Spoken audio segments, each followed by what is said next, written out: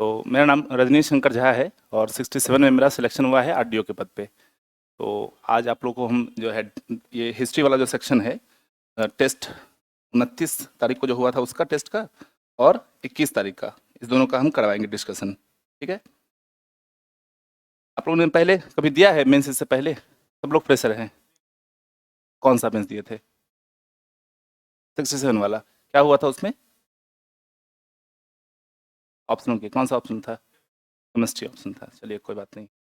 देखिए, answer writing जो है, आप लोग क्वेश्चन कुछ लिखे ही होंगे, टेस्ट दिए ऑब्वियसली तो क्वेश्चन कुछ लिखे ही होंगे। आंसर राइटिंग हमको लगता है कि आपके ज्ञान से ज़्यादा एक आर्ट है ना? मतलब अगर बहुत ज़्यादा ज्ञान लेके आ रहे हैं आप, तो हो सकता है ज़्यादा नंबर आप नहीं लाएँ, लेकिन अगर आप आर्ट से लिख रहे हैं ना, तो आप ला सकते हैं, नंबर अच्छा ला सकते हैं। 65th में मेरा जो है 8 मार्क्स से रुक गया था, उसमें सिलेक्शन नहीं हुआ था। तो हमने फेल्योर को भी देखा है, सक्सेस को भी देखा है, तो हमको मैं अपना एक्सपीरियंस शेयर करना, एज ए टीचर हम नहीं आए हैं, एज ए फ्रेंड आए हैं आप लोग बताने के लिए कि आखिर क्या क्या गलती हमने किया और वो आप लोग को नहीं करना है आंसर राइटिंग के दरमियान। इसमें इसमें ये एक पेपर है जनरल स्टडी, समझ रहे हैं ना? तो इसमें आप लोगों को असिस्टेंट प्रोफेसर बनने के लिए तो ले नहीं रहा है एग्जाम, ठीक है ना? ये पूछ रहा है जनरल स्टडी के बारे में। तो जनरल स्टडी में आप जनरलाइज तरीके से लिखिए। अभी कुछ लोग क्या करते हैं कि चंपारण सत्याग्रह में चंपारण का गांव बना देते हैं, है ना, कि यहीं पे हुआ था। इसकी आवश्यकता नहीं है, ज़्यादा डीप में नहीं जाना है। और ज़्यादा डीप में जाएंगे तो बिहार में क्या है, एक प्राइड वाला मामला है। जैसे हिस्ट्री का ऑप्शन आप देखेंगे तो अक्सर कम नंबर आता है। उसका कारण क्या है कि वहाँ की टीचर को लगता है कि ये बच्चा ये दर्शाना चाह रहा है कि हम इससे ज़्यादा जानते हैं। तो आपको टीचर को ये शो नहीं कराना है। और ये पूरे मतलब प्रीलिम्स का तो एग्जामिनेशन है, वो तो स्क्रूटनी टेस्ट है, उसमें कुछ नहीं करा सकता। लेकिन मेंस में और इंटरव्यू में हमेशा ये ध्यान रखना है कि वहाँ के टीचर को ये नहीं शो करना है कि आप ज़्यादा जानते हैं उससे, समझ रहे हैं ना? ये कि प्राइड वाला मामला वहाँ होता है, ये बीपीएससी के मामले में देखा जाता है। हाँ, लेकिन ये इसका मतलब ये नहीं है कि आप जो है जितने चीज़ पूछे गए हैं उसको नहीं लिखिए। जैसे एक क्वेश्चन देखिए, आपको मैं बताता हूँ। एक क्वेश्चन ये है आपसे, पूछा है इसमें कि महात्मा गांधी के नेतृत्व में आयोजित आंदोलन की चर्चा करें। इन आंदोलन में निरंतरता और परिवर्तनता के तत्व जो है उसकी पहचान करें। क्वेश्चन है, ठीक है। ये कौन सा टेस्ट है? 29 तारीख वाला, 21 तारीख वाला है, ठीक है ना? तो इसका जो देखिए इसमें क्या क्या एलिमेंट है, इसमें 4 एलिमेंट हैं। बच्चे क्या करते हैं कि बस देखे कि ये चंपारण है, चंपारण लिख दिए। देखे कि महात्मा गांधी का रोल पूछ रहा है, महात्मा गांधी लिख दिए। आप देखिए, अगर 67 कॉपी आप निकाले होंगे, देखे होंगे, तो उसमें आप क्या है कि स्टेप मार्किंग हो रहा है ना? तो आपको स्टेप वाइज लिखना है। जब तक आप स्टेप वाइज नहीं लिखेंगे तब तक आपको मार्क्स नहीं मिलेगा। तो आपको ध्यान रखना है स्टेप मार्किंग में भी, क्या स्टेप लिखने में भी कितना क्वेश्चन का कितना वेटेज है ना? जैसे पूछ रहा है आपसे कि भारत छोड़ो आंदोलन क्या था, तो ये पूरा पूछा आपको, तो आपको भारत छोड़ो आंदोलन 50% पार्ट में लिखना है। और उसका प्रभाव पूछ रहा है, मूल्यांकन पूछ रहा है, कारण पूछ रहा है, परिणाम पूछ रहा है, विवेचना करने का। अच्छा, एक चीज़ और ध्यान रखिएगा कि 5-6 कीवर्ड्स होते हैं। अगर आप हिंदी मीडियम के हैं तो समझेंगे इस चीज़ को। विवेचना करना होता है, मूल्यांकन करना होता है, समीक्षा करना होता है, टिप्पणी करना होता है। तो हम इसको नहीं समझते हैं, कुछ भी पूछा वही लिख दिए। आलोचना और समालोचना दोनों में अंतर होता है, लेकिन हम नहीं समझते हैं। हम आलोचना पूछा, समालोचना पूछा, एक ही चीज़ लिख के आते हैं। तो ये छोटे छोटे फैक्ट अगर आप देखेंगे, आप तो पढ़ ही के आए हैं, लिख ही रहे हैं, आप कहीं ना कहीं तैयारी किए ही होंगे, तो हम बहुत ज़्यादा ये आपको नहीं बताएंगे कि लिखना क्या है, हम आपको ये बताएंगे लिखना कैसे है। मेरा ये प्रयास है कि आप मार्क्स कैसे बढ़ा सकें। हिस्ट्री में आप देखेंगे, हिस्ट्री वाले सेक्शन में अगर आप पहले के भी टॉपर्स की कॉपी देखे होंगे, खुद भी देखे होंगे, तो आप कितना भी लिख के आइए, 20 नंबर से ज़्यादा नहीं मिलता। किसी भी मीडियम में, हिंदी मीडियम लिखिए, इंग्लिश मीडियम लिखिए, कुछ भी लिखिए, मैक्सिमम 20-22 जाते जाते तो खत्म हो जाता है मामला। तो कुछ तो ऐसा होगा कि उस लड़के को 9 नंबर भी मिलता है। अगर आप पाल कला लिख के आएंगे तो लड़कों को 9 नंबर भी मिलता है, 22 नंबर भी मिलता है, ठीक है ना? तो बस ये की फैक्टर तलाशना है कि आखिर क्या कारण है कि कुछ को 22 नंबर भी मिल रहा है, कुछ लोग को 9 नंबर भी मिल रहा है। तो आपको जितने भी की फैक्ट्स पूछे गए हैं उसको लिखने में आपको क्या करना है, ध्यान देना है। दूसरा कि जितना से अधिक हो सके डेटा और फैक्ट्स का इस्तेमाल कीजिए, ठीक है? डेटा का, फैक्ट्स का, मैप का। जैसे चंपारण सत्याग्रह अगर लिखना है आप लोगों को, तो एक बिहार का मैप बना दीजिए, चंपारण दिखा दीजिए उसमें। उसमें आप साइड में भारत का मैप भी बना सकते हैं, दिखा सकते हैं कि गांधी जी कहाँ से कहाँ गए थे, समझ रहे हैं ना? फिर वहाँ पे 2 जगह था, मुजफ्फरपुर गए थे पहले, फिर वहाँ से चंपारण गए थे, तो मैप के माध्यम से आप दिखा सकते हैं। तो वहाँ उससे क्या होता है कि आप कम वर्ड में लिख के आप पूरी चीज़ों को दर्शा दिए कि हमको ये पता है, समझ रहे हैं ना? एग्जामिनर को आप ये बता रहे हैं कि हमको ये चीज़ें पता है। तो आप मैप के माध्यम से, अब तो शॉर्ट क्वेश्चन पूछ रहा है। ऐसे मान लीजिए कि मौर्य कला पूछ रहा है शॉर्ट क्वेश्चन में, कैसे लिखेंगे आप मौर्य कला को? मौर्य कला तो अपने आप में 38 मार्क्स का नंबर है ना। और वो कुछ नहीं पूछ रहा है, सीधे पूछ रहा है मौर्य कला के बारे में बताएं या मौर्य कला की विशेषता लिखें। अब मौर्य कला की विशेषता में तो सारी चीज़ें आ जा रही हैं उसमें। राजकीय कला क्या है, उसका लोक कला क्या है ना? कौन कौन से राजा थे, दशरथ का क्या था, अशोक का क्या काम था। तो वो सारी चीज़ें आपको लिखना है 80 से 100 वर्ड में मैक्सिमम। तो आपको उसके की फैक्ट्स को लिखना पड़ेगा कि कैसे-कैसे क्या करना है, बस डायग्राम बना देना है, उसको एक्सप्लेन कर देना है थोड़े से वर्ड में, समझ रहे हैं? तो ये चीज़ें हैं, इसको छोटी-छोटी चीज़ों को ध्यान रखेंगे। दूसरा कि एक और चीज़ प्रयास कीजिएगा कि पेपर पूरा लिख के आइए, पेपर छूटना नहीं चाहिए। जैसे शॉर्ट क्वेश्चन है, तो अब 20 क्वेश्चन हो गया है लगभग मोटा-मोटी, तो 5 से 15 वाला पेपर इसमें देखेंगे सेकंड वाले पार्ट में, तो जितना क्वेश्चन हो रहा है, सबको लिखने का प्रयास कीजिए। मेरा क्या आप लोगों को रहेगा कि आप क्या करिए कि पहले लॉन्ग क्वेश्चन को लिख लीजिए, 38 मार्क्स वाले को, और उसका शॉर्ट्स को लिखिए। उससे क्या होगा, देखिए अपना-अपना तरीका है। अगर 500 लोग पास हो रहे हैं ना, तो 500 लोग अपने तरीका से पास होते हैं। आपको अपना तरीका डेवलप करना है, आप किसके साथ कंफर्टेबल हैं, ठीक है? तो उसमें क्या कीजिए कि पहले लॉन्ग वाला लिख लीजिए, क्योंकि अगर 38 मार्क्स का क्वेश्चन छूट गया, तो आप पास करने की उम्मीद नहीं कर सकते हैं बीपीएससी में, एक क्वेश्चन छूटने के बाद, ठीक है? फिर समय मिलता है तो शॉर्ट क्वेश्चन लिखिए, अगर एक छूट भी जाता है, 1 या 2 छूट भी जाता है तो कोई बहुत बड़ा इश्यू नहीं है, लेकिन आप लिखने का प्रयास कीजिए, क्योंकि 1 नंबर भी देगा, 2 नंबर भी देगा, और 1-1 नंबर बहुत मैटर करता है। हम 8 नंबर से बाहर हुए थे, और बस इसलिए बाहर हो गए थे कि जो एक स्टैट का क्वेश्चन था, उसको हम क्या किए थे, सिंप्लीफाई नहीं किए थे, आंसर लाके बस छोड़ दिए थे, और हमको लगा कि इतना में दे देगा नंबर, और नहीं दिया। 9 नंबर का क्वेश्चन था और 0 नंबर दे दिया। तो ये बहुत अंत में आपको समझ में आया कि हम कहाँ-कहाँ गलती किए। तो पहले सुधार की संभावना है, टेस्ट इसलिए लिखा जाता है, टेस्ट लिखिए और सुधार कीजिए उसमें, ठीक है? दूसरी बात कि अब तो ऑप्शनल हटा दिया है, हटा दिया इन द सेंस कि ऑप्शनल है, इस गफलत मत रहिएगा आप लोग, जो ऑप्शनल है आपका उसको तैयार कीजिएगा, क्योंकि 68 वाले में हम जानते हैं 4-5 लोग जो ऑप्शनल में फेल हैं, है ना? क्वालीफाई नहीं कर पाए ऑप्शनल को, नेगेटिव नहीं है, लेकिन क्वालीफाई नहीं कर पाए वो ऑप्शनल को, तो इसलिए इसको बिल्कुल हल्के में नहीं लेना है। इस एग्ज़ाम के किसी भी स्टेज को हल्के में नहीं लेना है, बहुत लोग हिंदी में फेल कर जाते हैं, समझ रहे हैं ना? तो इसके लिए हल्के में किसी चीज़ को नहीं लेना है, तो ऑप्शनल अभी भी है। बहुत लोगों के मन में आता है कि चलो ऑप्शनल हट गया है, उसको वेटेज देते ही नहीं है, पढ़ते नहीं है, तो इसको ध्यान रखना है। तो ऑप्शनल तो आप लोग क्वालीफाई कर ही जाएँगे अगर पढ़े हैं पहले से भी तो।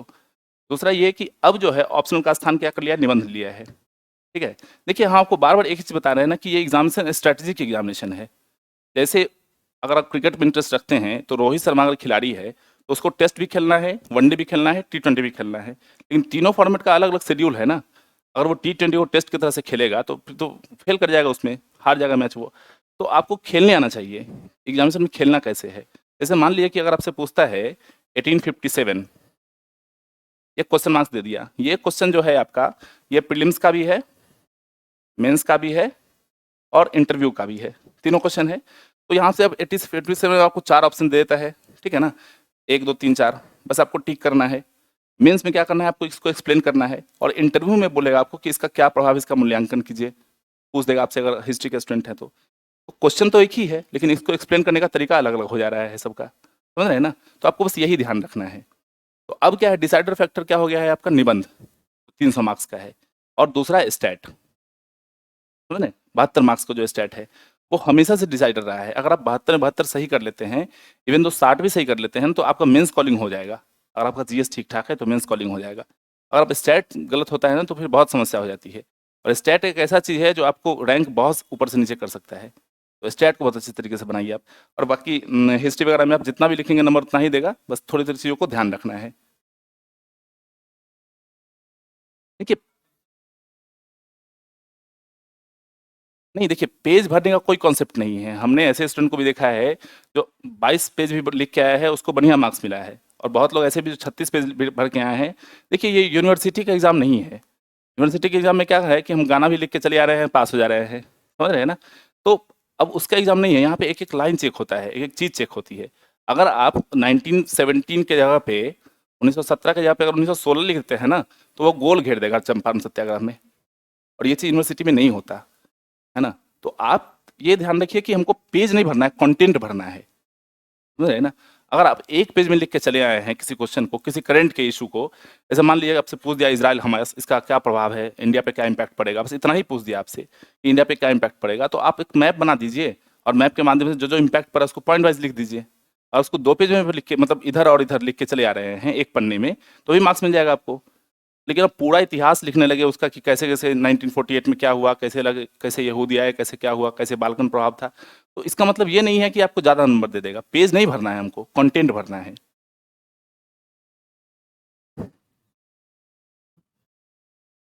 एक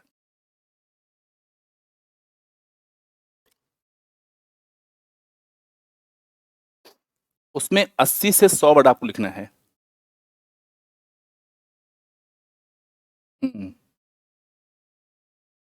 बताते हैं, इसमें है क्वेश्चन शायद आपके ना, बिरसा वाला क्वेश्चन है शायद आपका, है ना, मुंडा विद्रोह सी, एक का सी है 21 वाले में, बताते हैं आपको उस बारे में, वो सब बताएंगे आपको। उसमें क्या करना है आपको, 80 से 100 वर्ड में लिखना है, ठीक है। चलिए शुरू करते हैं क्वेश्चन डिस्कशन से, ठीक है ना। इतना तो आप लोग समझ ही गए। पहला है आपका क्रांतिकारी आंदोलन और बिहार, ठीक है ना। तो इसमें देखिए, इसको शुरुआत कहाँ से करना है। पहले तो आपको ये लिखना है कि जो औपनिवेशिक शासन था, है ना, तो उसकी शुरुआत कहाँ से हुई, क्रांतिकारी आंदोलन की शुरुआत कहाँ से हुई। तो बस शुरुआत ये करना है कि औपनिवेशिक जो शासन था उसके शोषण के विरोध में भारत में क्रांति की शुरुआत हुई, जिसको हम लोग क्या बोलते हैं, क्रांतिकारी आंदोलन बोलते हैं। हो गया भूमिका। देखिए शॉर्ट क्वेश्चन में भूमिका नहीं भी लिखेंगे, कंक्लूजन नहीं भी लिखेंगे तो काम चलेगा, लेकिन अगर 2 लाइन में लिख दे रहे हैं ना, तो एग्जामिनर को समझ में आएगा कि इसको नॉलेज है, समझ रहे हैं। पटना कलम पूछ रहा है तो लिख दीजिए कि क्षेत्रीय कला है, आंचलिकता से प्रभावी एक कला शैली है, हो गया। तो इतना लिख देना है तो एग्जामिनर को पता चलेगा कि हाँ इसको पता है क्वेश्चन के बारे में। तो आपको इसमें क्या लिखना है कि औपनिवेशिक शासन के खिलाफ एक विद्रोह था, इसको क्रांतिकारी विद्रोह के नाम से जानते हैं। अब क्या कीजिए इसमें कि आप बना दीजिए, तो पूछ रहा है बिहार की भूमिका, है ना। तो आप एक ऑक्टागोनल बना सकते हैं।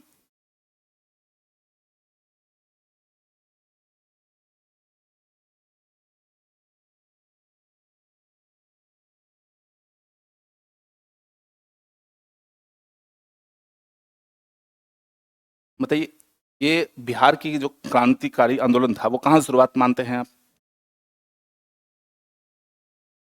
1857 से मान सकते हैं, ठीक है। तो ये आप एक स्ट्रक्चर बना दिए, आपको बस इसी को एक्सप्लेन करना है, शॉर्ट क्वेश्चन में कुछ नहीं करना है आपको। ये बना दिए, फिर चंपारण लिख दीजिए।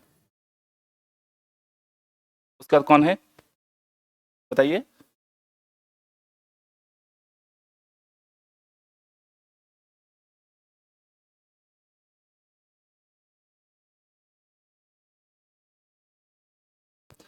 उसके बाद क्या लिख सकते हैं आप।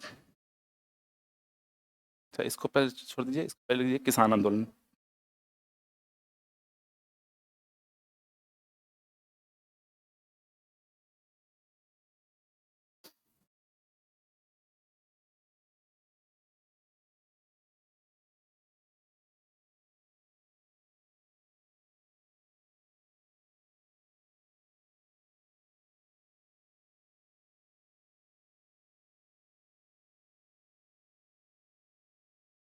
और कुछ छूट गया, खिलाफत भी लिख सकते हैं।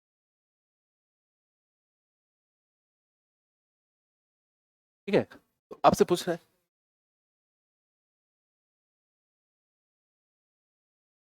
आपसे क्या पूछा है। तो उदारवादी इसमें क्रांतिकारी जो ये क्वेश्चन है, जैसे असहयोग है, सविनय अवज्ञा है। हाँ,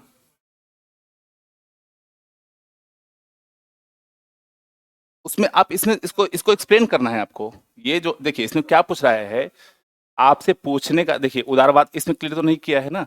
इसमें पूछ रहा है, नहीं हम आपको ये बता रहे हैं कि क्रांतिकारी आंदोलन में और उदारवादी आंदोलन में इसमें अंतर तो डिफरेंट करने के लिए पूछ रहा है। आपसे पूछ रहा है कि बिहार का क्या योगदान है इसमें, ठीक है ना। तो हाँ,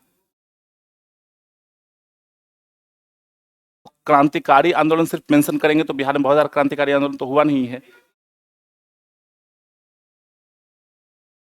हाँ, प्रफुल्ल, हाँ, बिल्कुल बिल्कुल। हाँ, देखिए आप उसको एक तो पॉइंट आउट कर सकते हैं, दूसरा ये कि अगर ब्रॉड पर्सपेक्टिव में आप लिखना चाहते हैं तो ब्रॉड पर्सपेक्टिव में आप इस सारे को लिख सकते हैं। अगर 1857 से शुरुआत कर रहे हैं तो सबसे पहले तो क्रांतिकारी आंदोलन यहीं से शुरुआत हो रही है, ठीक है ना। तो सारे ये शुरुआत यहाँ से हो रहा है। अगर आप ब्रॉड पर्सपेक्टिव में देखेंगे तो यहाँ ये सारी चीज़ को आप मेंशन कर सकते हैं। मेंशन करने से क्या होगा ना कि उसको ये पता है कि ये सारी चीज़ को आप लिख रहे हैं, सारी चीज़ को एक्सप्लेन कर रहे हैं। उसके बाद सारी चीज़ों को एक्सप्लेन कीजिए, आपको जो जो पता है उसको एक्सप्लेन कर सकते हैं। बस वही तो बोल रहे हैं ना कि इसलिए आप इसको बना दीजिए एक मैप को, यहाँ पे एक डायग्राम को। हम्म,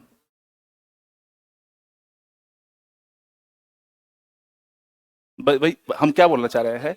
देखिए आप चीजों को समझिए, चीजों को समझिए।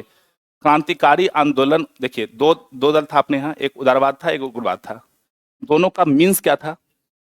क्या था मीन्स दोनों का? देखिए, एक चीज़ होता है कि गांधी जो है, आप ये क्वेश्चन इसमें है भी कि गांधी जो है शुरू से अहिंसा के पुजारी रहे, अंत में क्या बोलते हैं जाके, डू और डाई। ठीक है ना?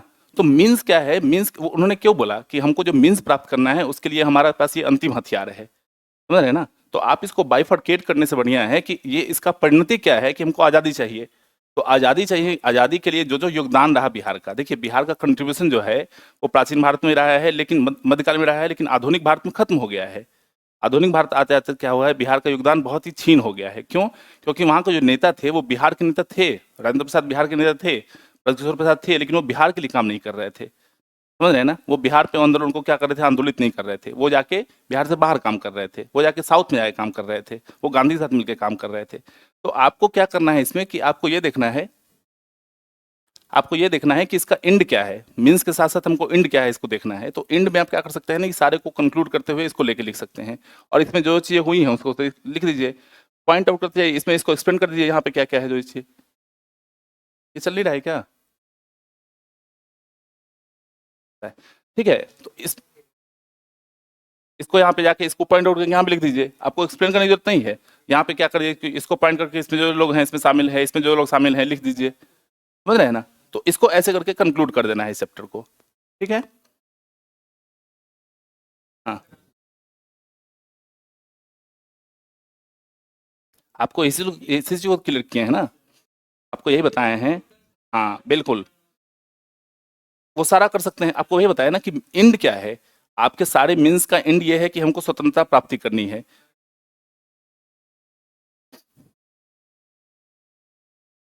इतना समय, इतना नहीं है आपके पास जगह, इतना जगह। हाँ, वो भी कर सकते हैं आप। इसमें दो पार्ट कर सकते हैं, पृष्ठभूमि से शुरुआत करके इसको दो पार्ट में बांट के लिख सकते हैं, या इसका ऑक्टागोनल बना सकते हैं, हेक्सागोनल बना सकते हैं, ठीक है ना? हाँ, देखिए आपसे आपको आपको एक चीज़ बताएं, जो कॉपी आपके आपकी चेक होके जा रही है, आपको सर कुछ दिन पहले सर का क्लास हम देख रहे थे, उसमें सर बताए थे कि वो अल्टीमेट नहीं है, अल्टीमेट आपको वहाँ देना है एग्जामिनेशन ना। तो यहाँ के मार्क्स से या यहाँ के कॉपी चेक से आप, मतलब ठीक है कॉपी चेक हो रहा है, अच्छी बात हो रही है, लेकिन इसका मतलब ये नहीं कि यही कंक्लूडेड है, समझ रहे हैं ना? जो चीज़ें हैं वो चीज़ों को आप भी समझ रहे हैं। मेन है कि आपका जो क्वेश्चन का पूछने का जो प्रारूप है वो पूरा हो रहा है कि नहीं हो रहा है, उसको ध्यान रखना है, समझ रहे हैं ना? वो पूरा प्रारूप आप लिख के आइए, ठीक है? दूसरा क्वेश्चन देखते हैं, दूसरा क्वेश्चन क्या है, आज़ादी के दौरान बिहार में महिलाओं और छात्रों की भूमिका। ठीक है, इसमें क्या करना है, आपको कुछ नहीं करना है, यहाँ पे लिख दीजिए महिलाओं की भूमिका।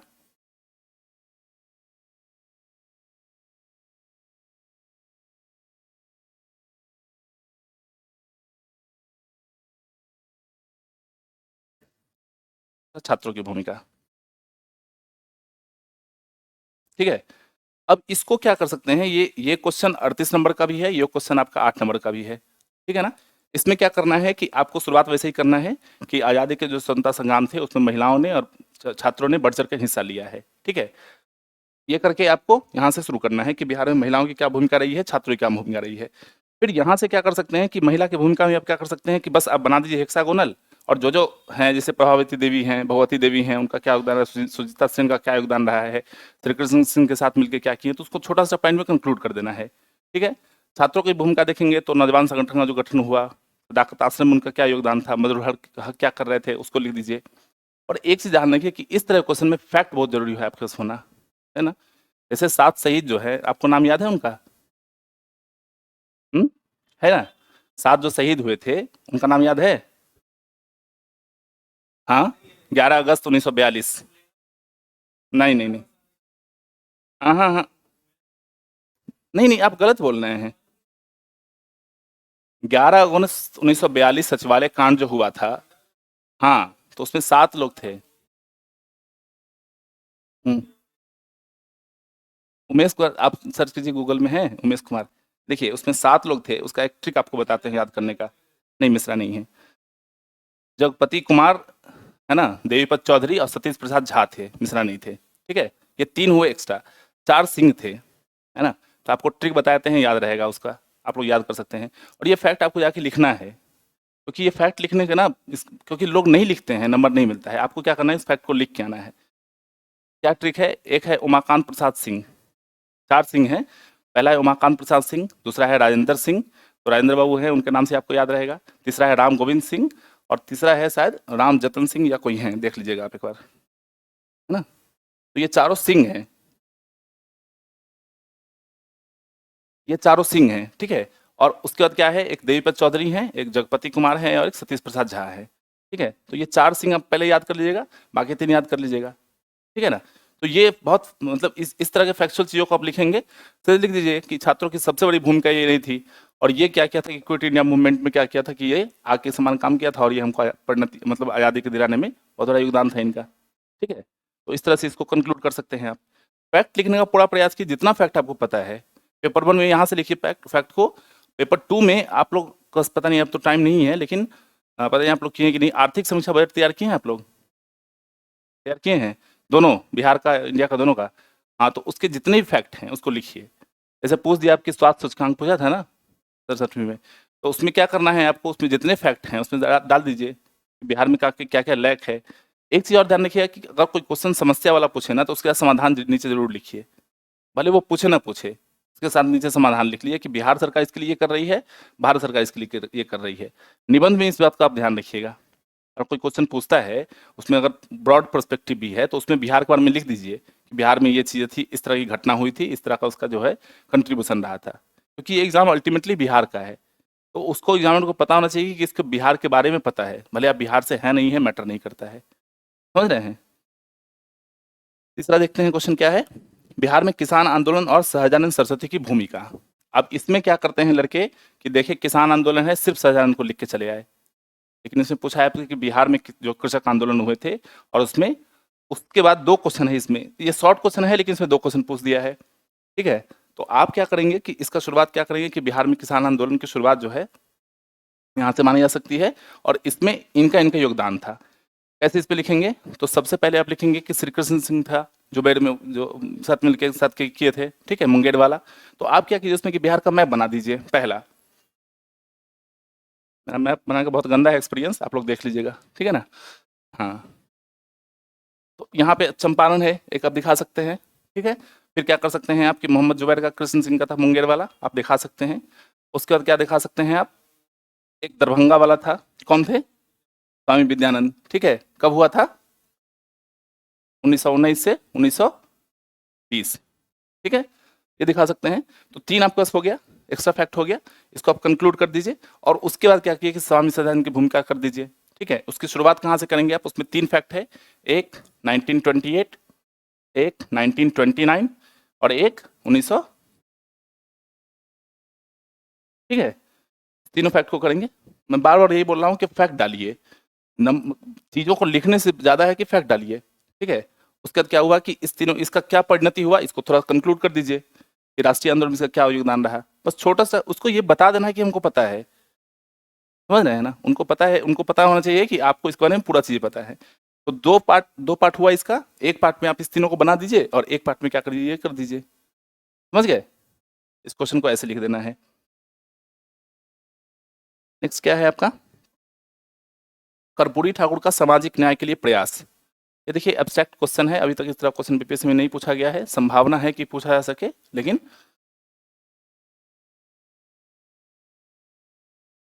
बिल्कुल अच्छा क्वेश्चन पूछे हैं, आपको बताते हैं इसके बारे में। देखिए ऐसे बहुत सारे क्वेश्चन पूछे जा सकते हैं जो आपको नहीं पता है, जैसे 68 में क्वेश्चन पूछा गया था एक स्काउट गाइड, याद है, किसी को नहीं पता था क्वेश्चन इसके बारे में, और पता होना भी नहीं चाहिए ना, क्योंकि इतने सारे फैक्ट हैं। हम बार बार यही चीज़ को बोलते हैं कि आप लक्ष्मीकांत की इतनी मोटी किताब है, आप उसको उतना ही पढ़िए जितना आप एग्जाम में ले जा सकें, कोई नहीं कर सकता याद, पॉसिबल ही नहीं है। तो आप उतना ही पढ़िए जितना एग्जाम में लेके जाना है। छोटा सा फैक्ट है, राजस्थान में कोई उसका बैठक हुआ, उसको उठा के पूछ दिया, समझ रहे हैं ना। तो उसमें आपको क्या करना है कि उसमें आपको डिप्लोमेटिक तरीके से आंसर लिखना है।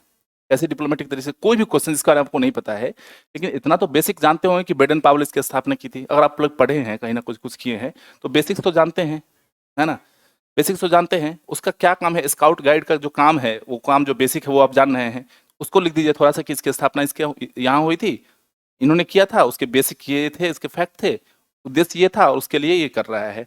और वो लिख दीजिए तो साथ में लिख दीजिए कि कहाँ आयुथ हुआ था, उसमें कुछ डिप्लोमेटिक लिख के चले आइए, बात खत्म। क्योंकि आपको तो ऐसे भी नंबर नहीं मिलना है उसमें, उसके बारे में कुछ नहीं जानना है, तो उस क्वेश्चन को छोड़ देने से बेहतर है कि आप उसके बेसिक को लेके चले आइए, ठीक है। और कोई भी ऐसा क्वेश्चन नहीं पूछेगा जिसके बारे में आपको बेसिक नहीं पता हो, समझ रहे हैं ना, ऐसा कोई भी क्वेश्चन नहीं आएगा। क्योंकि आप पीटी पास करके आए हैं तो आप मोटा मोटी सब चीज़ों को पढ़े हैं, समझ रहे हैं ना। कोई भी क्वेश्चन ऐसा है जिसको आप लोग, जैसे मधुबनी चित्रकला है, नहीं पूछता है आप लोगों से, ठीक है ना, लेकिन क्वेश्चन कभी कभी आ जाता है, लोग पढ़ के जाते हैं। जैसे मंजूषा पेंटिंग है, जानते हैं आप लोग, थका पेंटिंग का नाम सुने हैं, है ना। तो ये सब नहीं पूछता है, लेकिन अगर मान लीजिए कि आपसे मंजूषा पेंटिंग पूछ दे शॉर्ट में, थका पेंटिंग पूछ दे आपसे शॉर्ट में, मधुबनी चित्रकला आपसे लॉन्ग में पूछ दे, तो फिर क्या कीजिएगा आप। तो थोड़ा थोड़ा ऐसा तैयार रहिए कि अगर बाउंसर आए ना तो उसको हम छोड़ने भी आना चाहिए, हमको उसको खेलने भी आना चाहिए। उसी बाउंसर पे सब लोग आउट हो जाते हैं, उसी बाउंसर पे रोहित शर्मा छक्का मारता है। तो आपको, हाँ, तो आपको कला पता होना चाहिए कैसे क्वेश्चन से गो थ्रू होना है, पैनिक नहीं हो जाना है वहां पे। जैसे हमसे इंटरव्यू में क्वेश्चन पूछा कि क्रिकेट का वर्ल्ड कप हो रहा है तो लोगों की संख्या कम क्यों है, दर्शक क्यों नहीं आ रहे हैं, तो ये तो totally out of the box question है, कुछ नहीं पता हो सकता है आपको उस बारे में, समझ रहे हैं ना। तो आपको वहां पे कैसे पैनिक नहीं होना है, कैसे जवाब देना है, ये आपको आना चाहिए, समझ रहे हैं चीजों को।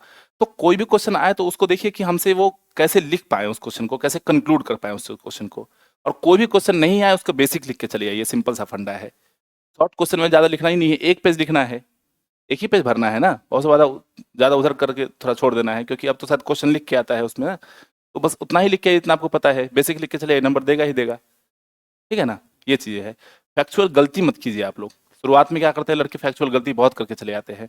ऐसे हम किसी का कॉपी चेक कर रहे थे, उसमें लिखा हुआ था कि भारत में कला का शुरुआत मौर्य काल से माना जाता है ना, सरासर गलत है ये। अब कोई एग्जामिनर जो पहला मतलब कॉपी पहला लाइन पढ़ा आपका, ये क्वेश्चन पढ़ लिया, उसका पूरा का पूरा धारणा विकसित हो गया कि you don't know anything about that. बाकी आगे जाके आप कुछ भी लिख दे रहे हैं उसमें मौर्य कला में, उसका तो पहला ही विकसित हो गया कि इसको कुछ नहीं पता है कला के बारे में, ये शुरुआत ही कहाँ से हुई है। और हिस्टोरियल फैक्ट आपसे पूछे कोई कि भारत में इतिहास की कहाँ शुरुआत हुई है, और आप उसका मौर्य काल बोल दीजिए, गुप्त काल बोल दीजिए, तो समझ जाएगा ना कि इसको ज्ञान नहीं है। तो एग्जामिनर को ये फील नहीं होने देना है कि हमारे पास ज्ञान की कमी है। शुरुआत ही गलत से कर रहे हैं, इससे अच्छा मत लिखिए, उस फैक्ट को मत लिखिए। कला का कुछ और लिख दीजिए, कला का उदाहरण, कला मानव की जो है आत्मिक अनुभूति है, रविन्द्रनाथ टैगोर का कथन, यहाँ शुरू कर दीजिए, कुछ भी शुरू कर दीजिए, गलत फैक्ट मत लिखिए, ठीक है ना। ये चीज। अब ये क्वेश्चन है कर्पूरी ठाकुर का सामाजिक न्याय में योगदान। तो देखिए, कर्पूरी ठाकुर एक ऐसे व्यक्ति थे, उस समय में, इनके जन्म से शुरुआत कर दीजिए। इनका जन्म हुआ था 24 जनवरी 1924 को, ठीक है। इनका शुरुआत करिए कि 24 जनवरी को 1924 को समस्तीपुर के पितौजिया गांव में इनका जन्म हुआ था। और सामाजिक न्याय के सूत्रधार या प्रणेता माने जाते थे। और उसके बाद क्या किए, 1938 में ये जुड़े थे नरेंद्र देश। हाँ, बिल्कुल लिख सकते हैं, बता रहे हैं आपको क्या करना है। तो ये फैक्ट है, मान लीजिए ये फैक्ट आप लिख लीजिए, 24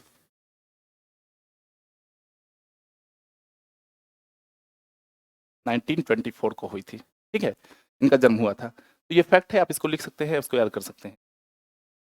और समस्तीपुर का एक गांव है पितौजिया, जहाँ पे इनका जन्म हुआ था। तो थोड़ा इनका बैकग्राउंड बताते हैं कि अगर फुल लेंथ क्वेश्चन में भी लिख दे तो आप इसको लिख सकते हैं।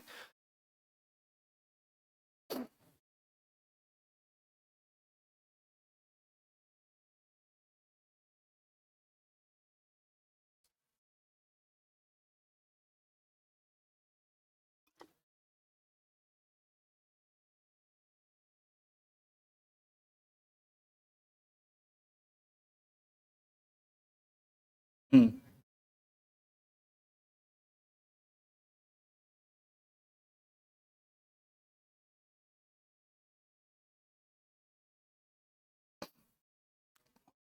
सोसाइटी, हाँ, नरेंद्र देव, आचार्य नरेंद्र देव।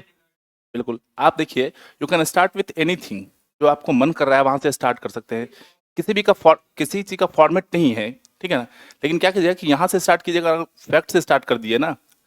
बहुत सारे लोग हैं, आपका हो सकता है नहीं पता है उनके बारे में, लेकिन जिनका पता है आपको, मान लीजिए कि आपको फैक्ट बताए और ये क्वेश्चन पूछ दिया और यहाँ से स्टार्ट कर दिए, तो वो थोड़ा प्रभावित हो जाएगा आपसे ना, क्योंकि आप जो चीजें लिख रही हैं ना, ये मिला जुला चीजें हैं, समझ रहे हैं ना। ये चीजें मिला जुला, उनको सबको पता है कि ये उदारवादी थे, ये सोशल के लिए काम करते थे, इनके साथ जुड़े थे।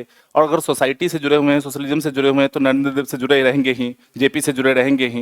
इनका जो है मोनोपोली जो होगा वो इस तरह की चीजें होंगी, वो पता होगा लोगों को। तो ये थोड़ा सा क्या होगा कि कैजुअलाइज आंसर हो जाएगा, लिख सकते हैं आप।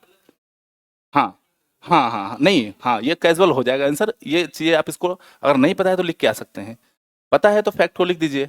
और ये इस फैक्ट से अगर आप कॉपी चेक करने वाले होंगे और किसी को आप देखेंगे कि 24 जनवरी इनका जन्म हुआ था, ये इस गांव में हुआ था, तो थोड़ा सा लगेगा ना कि इंप्रेसिव कि हाँ इसको पता है इसके बारे में, ये पढ़ के आया है। समझ रहे हैं ना? बस देखिए, आपको हम बार बार बता रहे हैं कि आपको पढ़ाने नहीं आए हैं, क्योंकि आप लोग पढ़ के आए हैं, आगे लिखेंगे भी अच्छा। आपको बताएं कि लिखना कैसे है, बस यही चीज़ें हैं। ठीक है, ये चीज़ हुई। दूसरा कि इनको शुरुआत कर सकते हैं कि अगर ये लॉन्ग में पूछे, थोड़ा बैकग्राउंड बताते हैं, तो इनका जो जन्म हुआ था ना, एक हमारे यहाँ हजाम कास्ट होता है ना, ठाकुर कास्ट होते हैं, उनमें इनका जन्म हुआ था। तो इनका पैतृक पेशा था बाल दाढ़ी बनाने का। तो ये पहली बार मैट्रिक में जो फर्स्ट किए थे, तो ओबीसी समुदाय में आने के बाद मैट्रिक में फर्स्ट करना ये बहुत बड़ी उपलब्धि होती थी उस समय में। तो जब जमींदार के यहाँ गए थे, तो इनको जो है जमींदार बोला कि तुमको करना तो यही है, तो उनको लात मार के ये गिरा दिया था। इनको जमींदार बोला कि करना तुमको यही है, बाल दाढ़ी बनाना है, तो तुम बहुत बड़ा शो ऑफ कर रहे हो। तो इनको लगा कि नहीं, हमको जो है इसके लिए काम करना है कि एजुकेशन, और एजुकेशन को कर्पूरी ठाकुर समाज का सबसे बड़ा जो है हर्डल मानते थे, सबसे बड़ा, कि अगर एजुकेशनली आप बैकग्राउंडेड है तो आप कुछ नहीं कर सकते हैं जीवन में। और इनके सामाजिक न्याय का सबसे बड़ा आधार यही रहा है ना, कि वो एजुकेशन को लेके आए।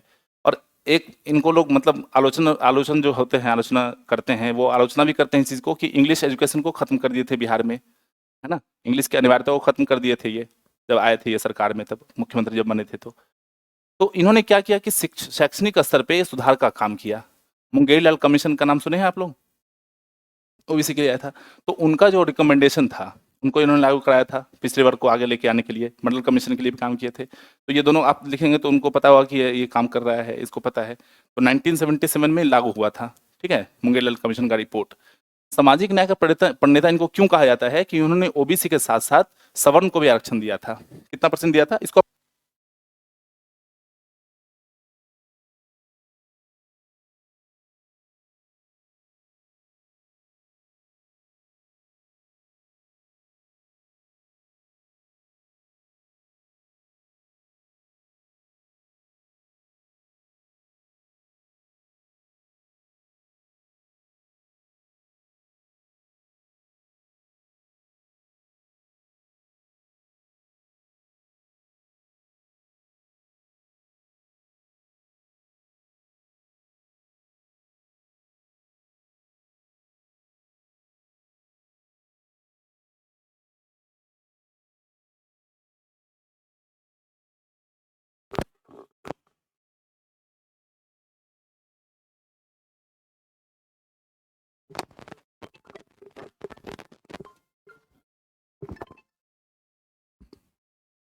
Hello hello.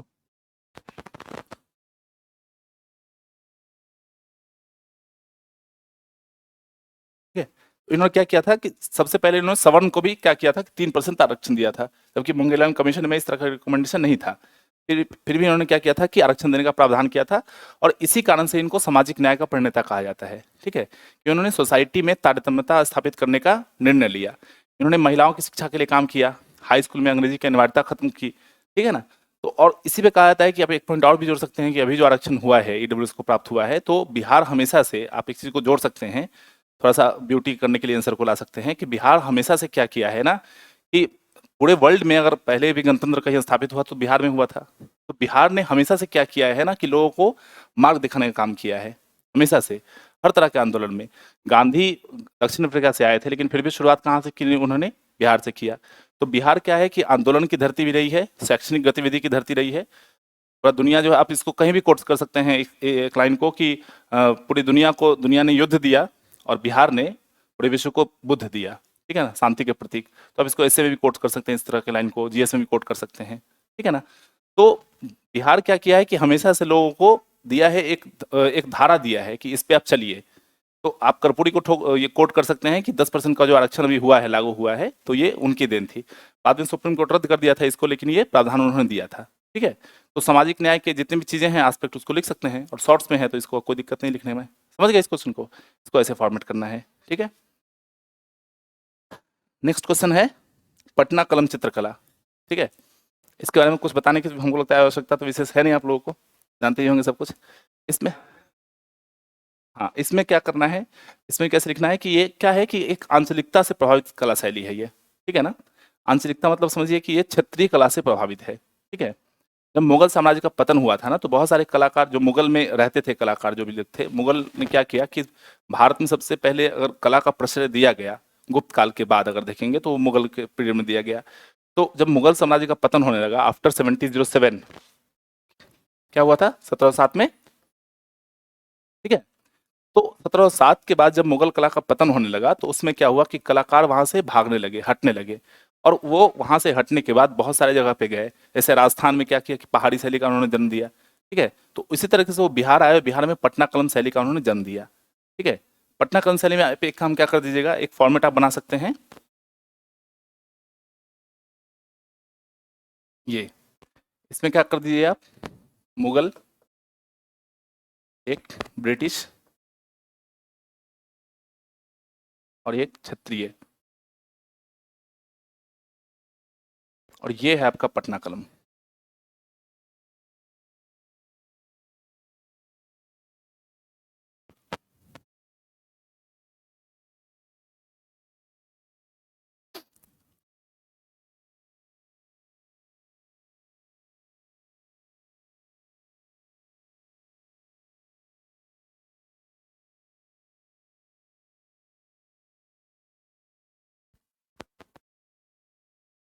ठीक है, समझ गए।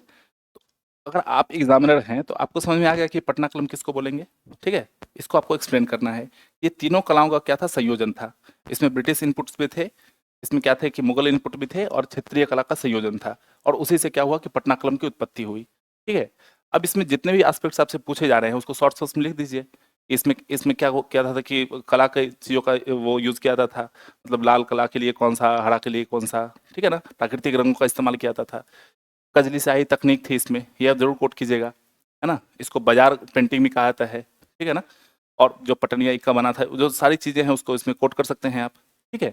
और उसके बाद अगर इसका पतन का भी है तो थोड़ा सा पतन का भी लिख दीजिएगा, ठीक है। कौन कौन से कलाकार थे इसमें, माधवलाल थे, एक माधवलाल थे, इस, हाँ, ठीक है, ईश्वरी प्रसाद थे इसके अंतिम कलाकार थे इनमें, ठीक है। राम सेवक थे पटनिया इक्का, उसके एक महिला भी थी उसमें, है ना, नाम ध्यान नहीं आ रहा है। तो आप इसको क्या कर सकते हैं, कोट कर सकते हैं।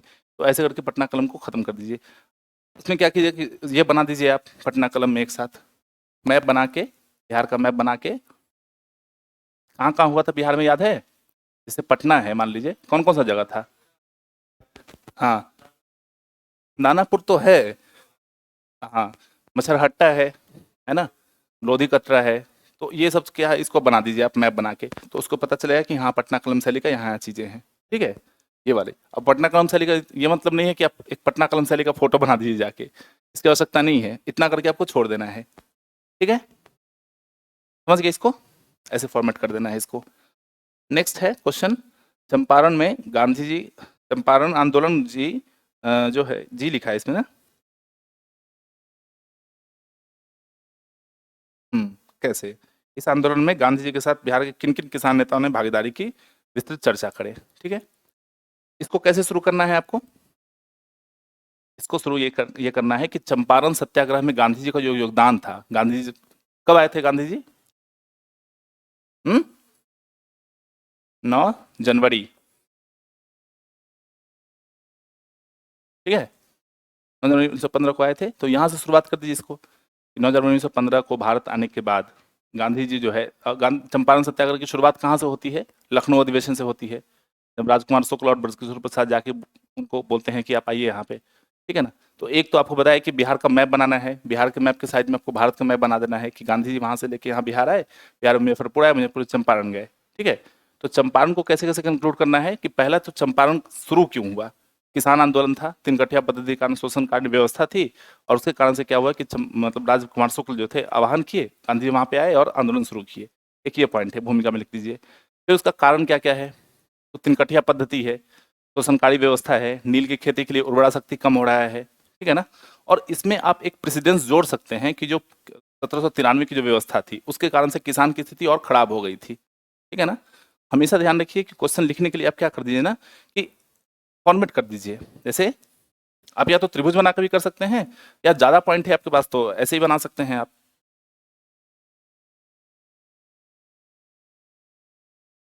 ये बना दीजिए आप। एक लिख दीजिए आप सामाजिक,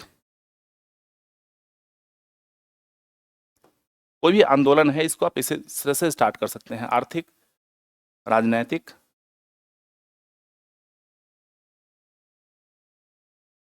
सांस्कृतिक,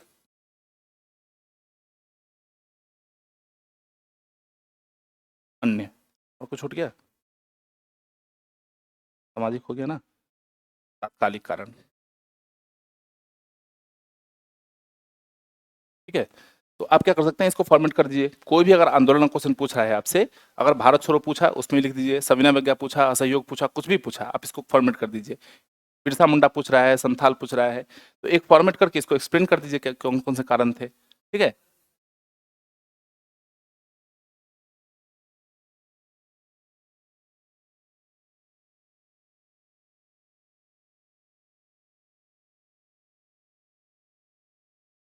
हम्म,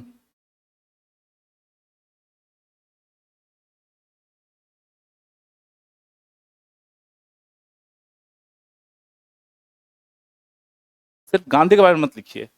हाँ, गांधी के साथ साथ ये लिखिए कि ये स्वतंत्रता जो आंदोलन था, स्वतंत्रता संग्राम था, उसको उसके लिए एक निर्णायक मोड़ सिद्ध हुआ। तो ये जो उनका प्रयोग था, ठीक है ना, सत्य के साथ प्रयोग जो था वो उनका सफल रहा। और ये मास मूवमेंट में लोगों को ये बताने का प्रयास किया कि हम क्या कर सकते हैं ना, कि अंग्रेजों के खिलाफ लड़ सकते हैं। इससे पहले का क्या मूवमेंट था, 1970 से पहले लोगों को ये था कि अंग्रेज से हम नहीं जीत सकते। उनकी जो भी पद्धति है उनको हमको, अब सोच के देखिए, आप कभी कभी सोचिएगा तो आपको आश्चर्य लगेगा कि रिलायंस कंपनी जाके ब्रिटेन पे कब्जा कर ले रही है। यही हुआ था ना, ईस्ट इंडिया कंपनी भारत आई और भारत को कब्जा कर ली। यही हुआ कि रिलायंस यहाँ से उठा और जाके अमेरिका पे कब्जा कर लिया। तो कितनी बड़ी बात है कि, तो उन्होंने क्या किया था ना, कि यहाँ पे मानसिक शोषण उन्होंने पहले किया। उन्होंने बताया कि तुम हमसे नहीं जीत सकते हो, ठीक है ना। और यही काम अंग्रेज का सबसे बड़ा काम रहा। तो गांधी जी ने सबसे पहले आके क्या बताया कि गांधी का इतना बड़ा नाम क्यों होता है, कि वो अहमदाबाद में बैठ के चंपारण में सत्याग्रह करवा दे रहे हैं, कहीं से भी कुछ भी कर ले रहे हैं। तो उनका सबसे बड़ा ये था कि देखिए, अगर आपको युद्ध जीतना है, अगर आपको एग्जामिनेशन पास करना है, तो आपका कंटेंट क्या है, आंसर राइटिंग। आंसर राइटिंग करके आप मेंस पास कर सकते हैं। तो उनके पास कंटेंट क्या था, गांधी जी के पास जनता था, है ना। तो जनता में उनको विश्वास दिलाना था कि नहीं, आप क्या कर सकते हैं कि आप भी आंदोलन कर सकते हैं और आप भी इसको सफल बना सकते हैं। आलोचना तो वहां भी हुई थी, 25% वापसी हुआ था, किए थे ना चंपारण में, लेकिन लोग बोलते थे कि आप 100% की मांग कर सकते थे। समझ रहे हैं ना, तो आलोचना तो हर जगह होता है। आप कुछ भी कर लेंगे, लोगों को लगा कि इससे बेहतर आप कर सकते थे। तो वो उनका क्या था कि चंपारण के जरिए उन्होंने लोगों को बताया कि आप क्या कर सकते हैं, कि आंदोलन की शुरुआत भी कर सकते हैं और इसको जीत भी सकते हैं। तो इसलिए क्या कहा था कि चंपारण सत्याग्रह जो है वो सफल सत्याग्रह था। समझ रहे हैं ना। तो इसका प्रभाव क्या पड़ा, तो इसका प्रभाव जितने भी आंदोलन हुए बाद में, वो सारे सारे क्या थे, तो उसमें महिलाओं का योगदान बढ़ा, क्योंकि चंपारण सत्याग्रह ऐसा सत्याग्रह था जिसमें महिलाओं ने सक्रिय योगदान दिया। अब ये क्वेश्चन भी पूछा था, बतख मियाँ क्वेश्चन पूछा था ना आपसे, इसको भी कोट कर सकते हैं। आपकी जो छोटे स्तर के लोग थे उनका भी कंट्रीब्यूशन कितना था, वो एक सिर्फ रसोईया थे, लेकिन उनका भी तो कंट्रीब्यूशन था इस आंदोलन में। अगर उन्होंने गांधी जी की जान बचाई तो उनका तो योगदान रहा। तो छात्र सक्रिय रूप से भाग लिए, किसान सक्रिय रूप से भाग लिए। तो जितने भी वर्ग थे गांधी के आंदोलन में, आप देखिएगा एक सबसे बड़ा उनका क्या था, ब्यूटी था, कि वो सारे वर्ग को साथ में लेके चलते थे। महिलाओं को, छात्रों को, किसानों को, जो वंचित वर्ग थे उनको लेके चलते थे। तो इसलिए गांधी का आंदोलन ब्यूटी हो जाता था। समझ रहे हैं ना। तो आप इस आंदोलन के माध्यम से बताने का ये प्रयास कीजिए। देखिए, लिखिएगा सब लोग वही, चंपारण सत्याग्रह में उतना ही फैक्ट है कि चंपारण एग्रीगेशन कमेटी का गठन किया गया, उसमें एफ जी सलाई की अध्यक्षता में थे, गांधी जी थे, ब्रजकिशोर प्रसाद थे। लिखना उतना ही है सब लोगों को, ठीक है ना। लखनऊ अधिवेशन में जाकर लोग पूछे थे। आपको क्या करना है, थोड़ा ब्यूटीफाई करना है कि इस आंदोलन अगर नहीं भी पूछता है कि तो इस आंदोलन का प्रभाव क्या रहा। और आप देखेंगे कि आंदोलन में पूछता है कि प्रभाव अगर पूछता है तो कौन कौन से स्तर पर प्रभाव हो सकते हैं। मतलब सफलता अगर पूछेगा, सफलता असफलता का मूल्यांकन करने के लिए क्वेश्चन पूछ दे, तो क्या हो सकता है, उद्देश्य के स्तर पे हो सकता है, जन जागरूकता के स्तर पे हो सकता है, जन भागीदारी के स्तर पे हो सकता है, परिणाम के स्तर पे हो सकता है, कारण के स्तर पे हो सकता है। तो इतने तरह के डायमेंशन आपको पता होना चाहिए कि जिस उद्देश्य से इस आंदोलन की शुरुआत की गई थी, उस उद्देश्य को पूर्ति करने में गांधी जी सफल रहे या न रहे। ठीक है, जन जागरूकता का प्रसार हुआ कि नहीं हुआ। पहले, आज आपके पास मोबाइल है ना, उस समय तो कुछ नहीं था। तो गांधी जी चंपारण स्टेशन पर उतरे कि कहाँ उतरे, लोगों को कुछ नहीं पता है। ये तो जन जागरूकता का था ना, कि लोगों को पता है कि हाँ, गांधी नाम के कोई, पहले तो लोगों को नहीं पता था ना कि गांधी कौन है। वो दक्षिण अफ्रीका से आए, आप एक गांव के, आप सोच के देखिए कि एक गांव का व्यक्ति, उसको पता होगा कि गांधी है कौन। आज को तो है नहीं मीडिया प्रचार करना कि सब कुछ पता है कि कौन सा नेता आ रहे हैं, क्या हो रहा है, नहीं हो रहा है। तो एक जन जागरूकता थी कि हाँ, कोई नेता आया है जो हमारे लिए लड़ रहा है, और हमको उसको क्या करना है कि उसमें जाके कंट्रीब्यूट करना है अपने आप को। ठीक है ना। स्वतंत्रता किसी एक की देन नहीं है। आपसे इसमें क्वेश्चन पूछा भी गया है कि स्वतंत्रता आखिर कैसे मिली। तो न ये उदारवादी दल का प्रभाव था ना उग्रवादी दल का प्रभाव था, ये दोनों का मिला हुआ रूप था, तब जाके हमको क्या मिली है, स्वतंत्रता मिली है। तो आपको ऐसे इसको कंक्लूड करना है, ठीक है। हाँ, क्या है दूसरा पार्ट? बिहार के किन किन नेताओं ने इसको इसमें भागीदारी की है? तो इसमें देखिए, इसमें जो है ब्रजकिशोर प्रसाद हैं, राजेंद्र प्रसाद हैं, मौलाना मजरूल हक भी इसमें भाग लिए थे, राजकुमार शुक्ल भाग लिए थे इसमें, राजा हरिप्रसाद भाग लिए थे इसमें, धरनी, हाँ धर, ठीक है। कंट्रीब्यूशन नहीं, इनको कंक्लूड कर दीजिए। जो एग्रीगेशन कमेटी का गठन हुआ था, ठीक है ना, उसमें ये लोग एफ जी स्लाई की अध्यक्षता में, उनमें इन्होंने साथ में भाग लिया था। ब्रजकिशोर प्रसाद और राजकुमार शुक्ल बुलाने गए थे इनको, तो इसको वहां से शुरू कीजिए, यहाँ पे इनको ले कंक्लूड कर दीजिए। हाँ, तो ये देखिए, इसमें पहला पार्ट क्या है महत्वपूर्ण, 38 नंबर में अगर क्वेश्चन पूछ रहा है आपसे, तो 38 नंबर में 30 क्वेश्चन का पार्ट है चंपारण आंदोलन, और 8 नंबर में आपको इस पार्ट को लिखना है, ठीक है ना। तो छोटे वाले पार्ट को छोटे रूप में लिखिए, जो बड़े वाला पार्ट है उसको बड़े रूप में लिख दीजिए। एक एक नेता का योगदान आप नहीं लिख सकते हैं ना, उसमें उनका कंक्लूड रूप क्या था। जैसे जन जागरूकता के तरह आप देखेंगे तो ये सारे स्थानीय नेताओं ने, जैसे उनको तो नहीं पता है कि कहाँ पे क्या चल रहा है गांधी जी को, तो स्थानीय नेता ने क्या किया कि लोगों को जोड़ने का प्रयास किया, ठीक है ना। तो कुछ चीज़ों को आपको आंसर राइटिंग में अपने से लिखना है, ठीक है। जिसको आपने इतिहासकार ने नहीं लिखा है उसको आपको क्या करना है कि खुद से जोड़ के लिखना है, ठीक है। नेक्स्ट देखते हैं क्या है। भारत छोड़ो आंदोलन के कारणों को इंगित करें। इस आंदोलन के दौरान गांधी जी द्वारा दिया गया नारा करो या मरो, क्या वह अपने मूल दर्शन अहिंसा का परित्याग था? आलोचनात्मक परीक्षण करे, और इस आंदोलन में बिहार के सहयोगी की चर्चा करे। इसमें देखिए कितना पार्ट में क्वेश्चन है, समझ रहे हैं। तो इस क्वेश्चन को लिखना आपको, और इसमें लिखा हुआ है 19+19, पहले भी लिखा हुआ है, लेकिन ये 19+19 का नहीं है।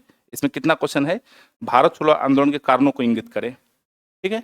अब इस कारण में आपको क्या करना है कि बस इस मैप को बना लेना है। इस मैप को बना लीजिए, इस मैप से लिखा लीजिए कौन कौन से कारण थे, कौन कौन से उत्तरदायी कारण थे इसके, ठीक है।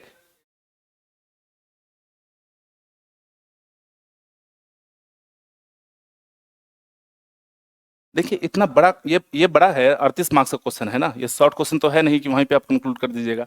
आप इसको छोटा सा लिख दीजिए ना, आर्थिक कारण है छोटा लिख दीजिए, सामाजिक कारण है छोटा लिख दीजिए, राजनीतिक कारण है छोटा लिख दीजिए। नहीं, बिल्कुल डायग्राम बना दीजिए ना, उसको लोगों को जैसे आप क्वेश्चन की शुरुआत भी करते हैं ना, तो भूमिका के बाद लिख दीजिए कारण, परिणाम, और बीच में अगर कुछ विशेषता है या कुछ भी है तो उसको लिख दीजिए। एग्जामिनर को पता रहेगा ना कि आगे क्या लिखने वाला है। मान लीजिए एज एग्जामिनर अगर आप उसको नहीं मन है कि पूरा कॉपी देखने का आपको, ठीक है ना, ऐसे आप कुछ लोग क्या करते हैं ना कि पूरा पैराग्राफ भर देते हैं, भूमिका ऊपर से लेकर नीचे तक, सांस लेने का गैप नहीं छोड़ते उसमें, समझ रहे हैं ना। तो एग्जामिनर को नहीं पता होता कि आगे क्या लिख रहा है। तो अगर आप पृष्ठभूमि बना देते हैं, भूमिका में एक फॉर्मेट बना देते हैं, एक डायग्राम, एक फ्लो चार्ट बना देते हैं, तो उसको पता होता है कि आगे ये लिखेगा, कारण लिखेगा, विशेषता लिखेगा, परिणाम लिखेगा। अच्छा एक चीज बताइए, आप ही को चेक करना है, आप सामाजिक आर्थिक पॉइंट सब अलग अलग करके लिख रहे हैं, और छोटा में एक ये आप फ्लो चार्ट बना दे रहे हैं, डायग्राम बना दे रहे हैं, तो आपको पता चल गया ना कि ये इतना कारण ये जान रहा है, तभी तो डायग्राम बनाया है, तो इसको आगे एक्सप्लेन करेगा। तो उसके मन में तो एक धारणा बन गई ना। आपको बार बार बोलना है कि आपको नंबर निकलवाना है एग्जामिनर से ना, वो नहीं भी देना चाहते तो उसे निकलवाइए, उसका कारण बस यही है, ठीक है। आप देख लीजिए कॉपी उठा के, अब तो कॉपी बहुत पब्लिक हो गया है ना, आप उठा के देखिए टॉपर्स की कॉपी सब ऐसे ही लिखते हैं, ठीक है ना, कि बस कैसे क्या करना है कि नंबर को कैसे गेन करना है। इसको लिख दीजिए, कारण को लिख के एक्सप्लेन कर देना है। सेकेंड पार्ट आपसे पूछ रहा है कि इस आंदोलन में गांधी द्वारा दिया गया जो नारा था करो या मरो, वो अहिंसा का परित्याग था, तो उनमें सीधे उनका स्टेटमेंट लिख दीजिए, ठीक है ना, कि इंड को प्राप्त करने के लिए हमने सिर्फ अपने मीन्स का बदलाव किया है। हमारा इसका कतई मतलब नहीं है कि आप जो है हिंसा को जो है पूर्णतः अपना लीजिए, लेकिन कभी कभी अपने स्वाभिमान की रक्षा करने के लिए भी जो है ना, हिंसा के लिए आप लोगों को क्या करना पड़ता है, हिंसा करना पड़ता है, इसका कतई मतलब नहीं है।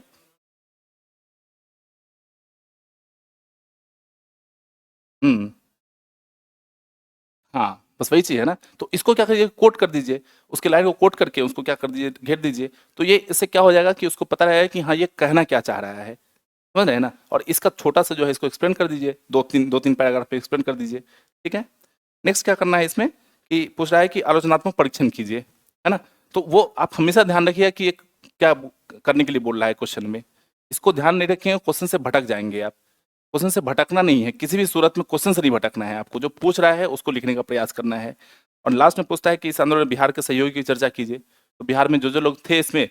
अच्छा एक हमेशा ध्यान रखिएगा कि कोई भी आंदोलन पूछता है ना, इसमें अगर नहीं भी पूछे तो महिला का योगदान जरूर लिखिए आप लोग, ठीक है ना। महिला का योगदान इसमें कोई है आपको ध्यान में आ रहा है, अरुणा सफल थी, और उषा मेहता थी। तो इसको आप जरूर से लिखिए, ठीक है ना, हर हर आंदोलन में, क्योंकि क्या पता कोई महिला चेक कर रही हो आपकी कॉपी, तो उसको लग जाए कि हाँ इसको जो है महिलाओं के लिए कंसर्न है, ठीक है ना, छोटी छोटी चीज़ों को ध्यान रखना है। उसके बाद क्या है, इसमें बिहार में पूछ रहा है आपको करने के लिए, तो बिहार में कौन कौन से पुट कर सकते हैं आप, एक तो ये 11 अगस्त वाला गोलीकांड का लिख सकते हैं आप, 1942 वाला, उसमें छात्रों का नाम लिख दीजिए, छात्रों का योगदान था, ये आपके क्वेश्चन को ब्यूटीफाई कर देगा, ठीक है। फिर जेपी का जो है उसमें लिख दीजिए बकरी टापू जो था, वो स्थान था बकरी टापू था, ठीक है ना, उसको आप कोट कर दीजिएगा, उसको पता है कि नेपाल में जो है आज़ाद दस्ते का गठन हुआ था वो स्थान क्या था, तो इसको पूरा पता है इसके बारे में, ठीक है, उसको लिख दीजिए। फिर भागलपुर में जो है सियाराम दल का गठन हुआ था, तो वो सारी चीज़ें जो है इसको लिख दीजिए और करके कंक्लूड कर दीजिए, ठीक है। और हमेशा जो कंक्लूजन हो वो आपका ऑप्टिमिस्ट हो, इसी आंदोलन की परिणति रही। और चूंकि इसमें बिहार के जो क्रांतिकारी थे उनमें उनका इतना अधिक योगदान था कि उसके कारण से क्या हुआ कि ये संभव हो पाया, ठीक है ना, परिणत मतलब आज़ादी के रूप में परिणति मिली हमको, ठीक है। मौर्य कला में है, पूछ रहा है आपसे कि राजकीय कला के साथ लोक कला के तत्व तो शामिल हैं, उदाहरण के साथ विवरण दें, ठीक है, इसमें कुछ बताने की आवश्यकता है। आपको पहले बताया ना कि हिस्ट्री में आप कुछ भी लिखिए, बहुत ज़्यादा भी लिख के आएंगे ना 20 नंबर से ज़्यादा नहीं देगा, लेकिन इसका ये मतलब नहीं कि लिख के नहीं आना है हमको, क्योंकि एक एक मार्क्स इंपॉर्टेंट है। तो 17-18 मार्क्स ज़्यादा मार्क्स है समझिए, तो 9 नंबर लोगों को देता है, 8 नंबर लोगों को दे देता है।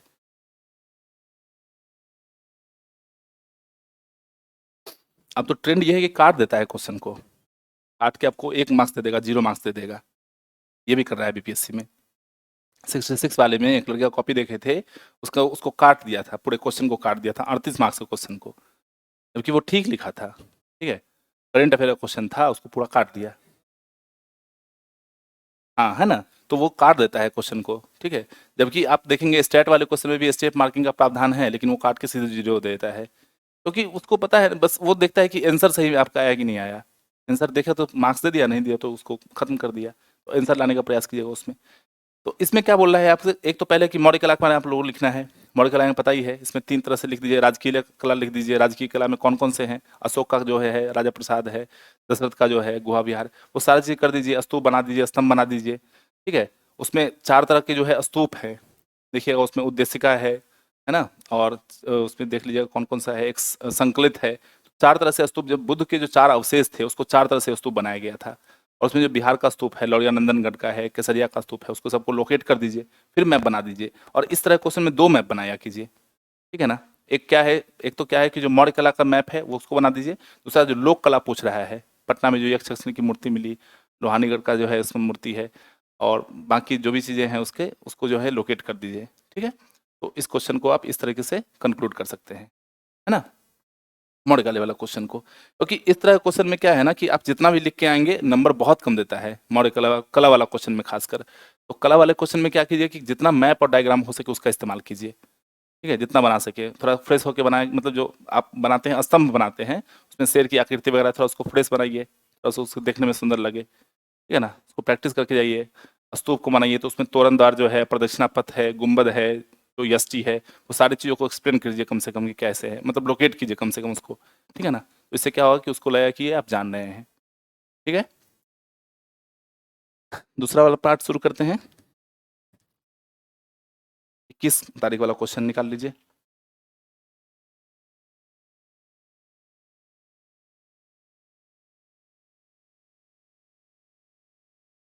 इसमें हाँ, अच्छा, एक छूट गया, मधुबनी चित्रकला। देखिए मधुबनी के बारे में आप क्या जानते हैं? मधुबनी आप लोग जानते हैं, मध्य बिहार में तो रहते हैं, जानते ही होंगे। मधुबनी का अर्थ क्या है? हुँ? हुँ?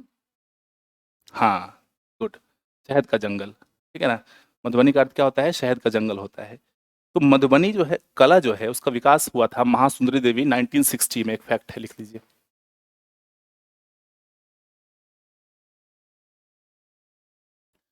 1960 में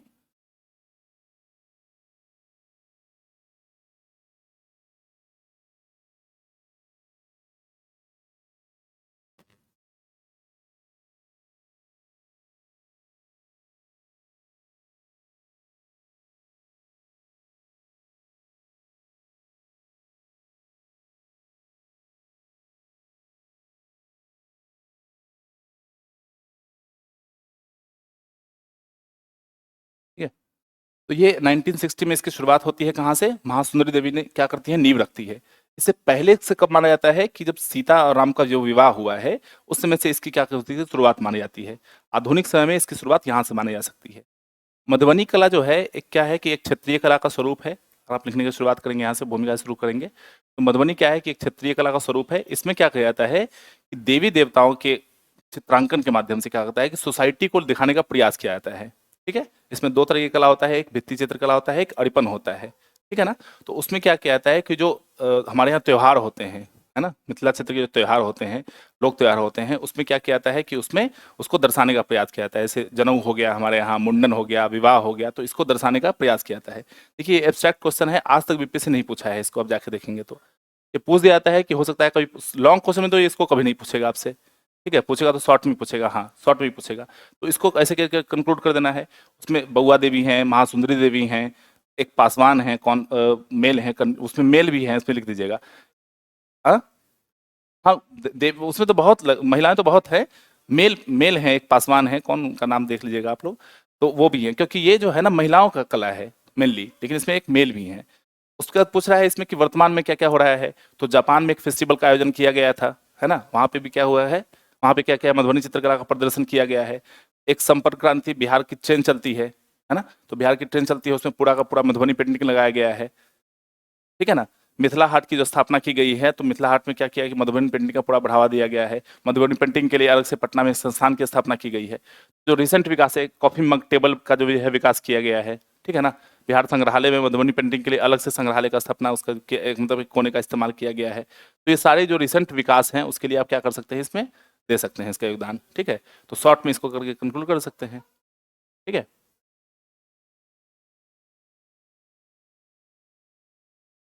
नेक्स्ट है आपका पाल कला। पाल कला को जानते ही होंगे आप लोग, क्या जानते हैं, लिखे हैं क्वेश्चन को, यस लिखे हैं ना आप लोग।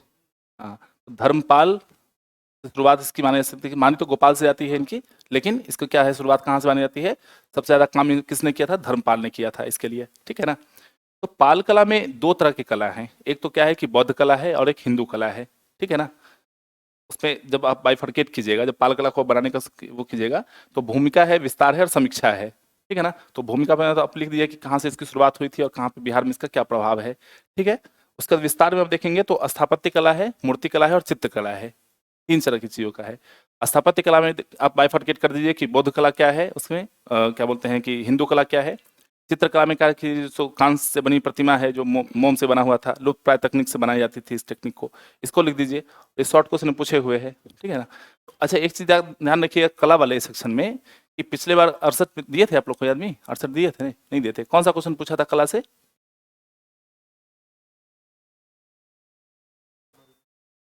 हाँ, पटना कलम पूछा था आपसे। तो इस बार आप देख लीजिए कि या तो पाल पूछेगा या आपसे मौर्य कला पूछेगा, इस दोनों को अच्छी तरीके से तैयार कर लीजिए। ठीक है ना।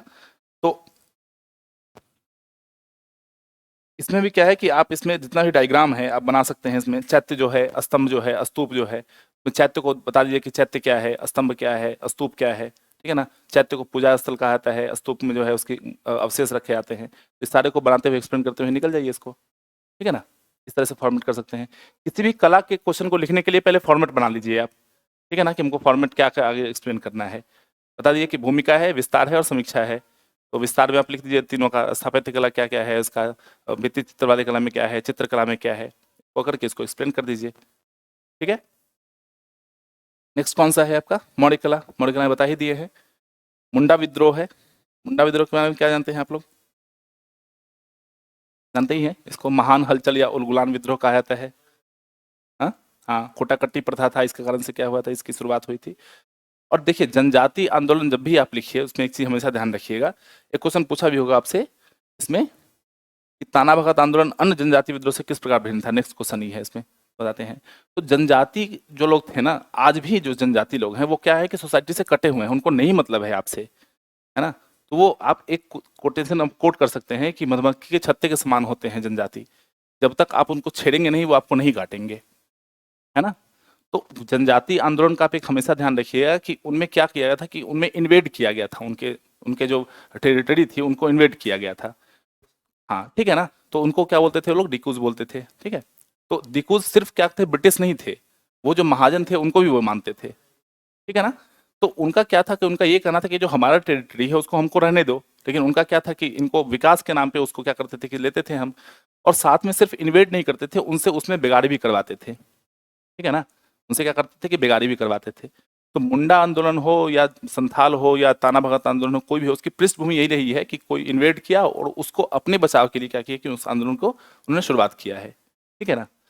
तो ये क्या किया कि मुंडा जो थे वो क्या किए कि बिरसा मुंडा, इनको भगवान की उपाधि इसलिए दी गई क्योंकि उन्होंने क्या बताया कि समाज में जो कुरीति है उसको कैसे खत्म करना है, और वो बताया कि हम भगवान के दूत हैं, हम भगवान के दूत बन के आए हैं, और हमको आप लोगों को क्या करना है कि शैक्षणिक गतिविधि के माध्यम से आप लोगों को बताना है कि क्या करना है, क्या उचित है और क्या अनुचित है। और उन्होंने क्या की थी, इसकी शुरुआत की थी। कब हुआ था इसका शुरुआत? 1899 से, ठीक है। तो इसमें भी क्या कर सकते हैं आप, इस अगर इसको अगर लॉन्ग क्वेश्चन पूछे तब भी लिख सकते हैं, शॉर्ट क्वेश्चन पूछे तब भी लिख सकते हैं। कैसे?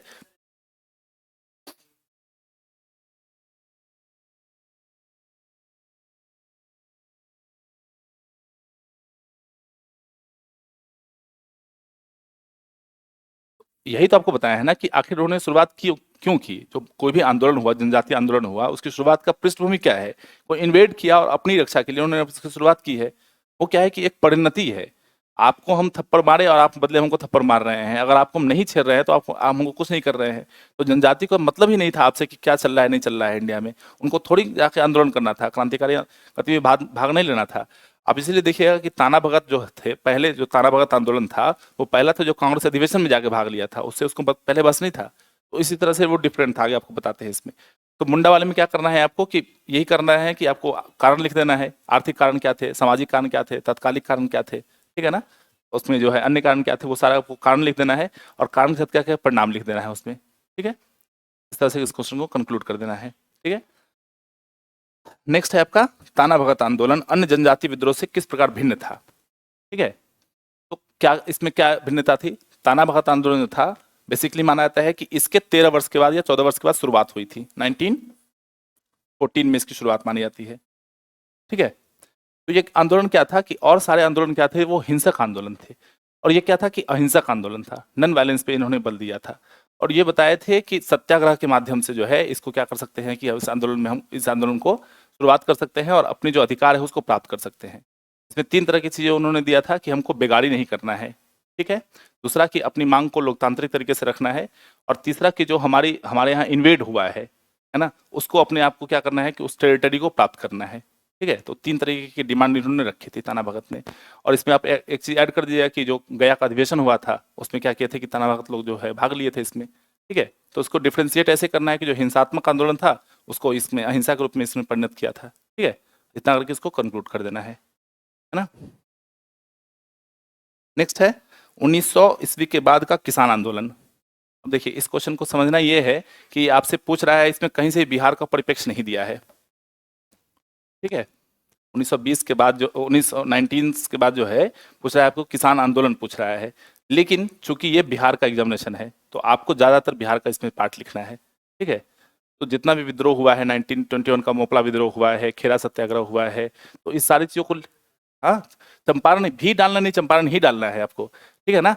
तो मोपला विद्रोह से शुरू कीजिए क्योंकि मेन जो है शुरुआत वहीं से मानी जाती है, ठीक है, 1921 का, क्योंकि वो बहुत ही प्रमुख वो था, दक्षिण भारत का था, तो केरला का। तो उसको आप डाल सकते हैं, उससे पहले खेरा सत्याग्रह डाल सकते हैं, उससे पहले चंपारण डाल सकते हैं। तो आप बिहार से बाहर अगर पॉइंट आउट कर सकते हैं तो मोपला कर दीजिए आप। उसके बाद क्या करिए कि एक भाई बना दीजिए, आप फ्लो चार्ट बना दीजिए, ठीक है ना। उसमें बता दीजिए कौन कौन सा आंदोलन हुआ था, और उसमें आपको चंपारण को पॉइंट आउट कर देना है। 1920 को वो जो क्या बोलते हैं कि श्रद्धानंद वाला जो आंदोलन था दरभंगा वाला, उसको पॉइंट आउट कर देना है। मुंगेर वाला जो आंदोलन हुआ था उसको पॉइंट आउट कर देना है, और जो किसान आंदोलन हुआ उसको पॉइंट आउट कर देना है, और करके कंक्लूड कर देना है, ठीक है। कोई भी क्वेश्चन पूछे उसमें आप सोचिए कि बिहार का इनपुट हम ज़्यादा डालने का प्रयास करें। हाँ, बरैया ताल का आंदोलन था, ठीक है ना। हाँ, बरैया ताल का आंदोलन है, वो भी डाल सकते हैं आप। तो जो जो आंदोलन किसान का हुआ है बिहार में, उस सारे क्वेश्चन को उसको डाल दीजिए, इनपुट डाल दीजिए, और उसके प्रभाव को ही डालिए, ठीक है। और ये हमेशा दिखाने का प्रयास कीजिए कि बिहार जो है या भारत कृषकों का देश रहा है, ठीक है ना। India is the country of agriculture, तो एग्रीकल्चर का क्या क्या उसमें कंट्रीब्यूशन था, और उस समय आप देखेंगे कि धीरे धीरे एग्रीकल्चर कंट्रीब्यूशन घटा है, अगर जीडीपी में भी देखेंगे तो घटा है एग्रीकल्चर का, लेकिन उस समय तो सबसे अधिक वही था। तो किसान आंदोलन की उत्पत्ति क्यों हुई? क्योंकि किसान, जैसे चंपारण है तो उसमें कहा जाता है कि जो तत्कालीन कारण थे उसका सबसे बड़ा कारण है, लोग नहीं लिखते हैं, कि भूमि के उर्वरा शक्ति का ह्रास हो रहा था। जो नील की खेती होती थी उससे क्या होता था कि भूमि अपनी उर्वरा शक्ति खो देती थी, और किसानों को सबसे बड़ा दिक्कत यही था। जब वो कमेटी गठित हुई थी तो कमेटी बोला था कि हम लीज पे लेते हैं, उसका कुछ दिन बाद जमीन को मुक्त कर देते हैं।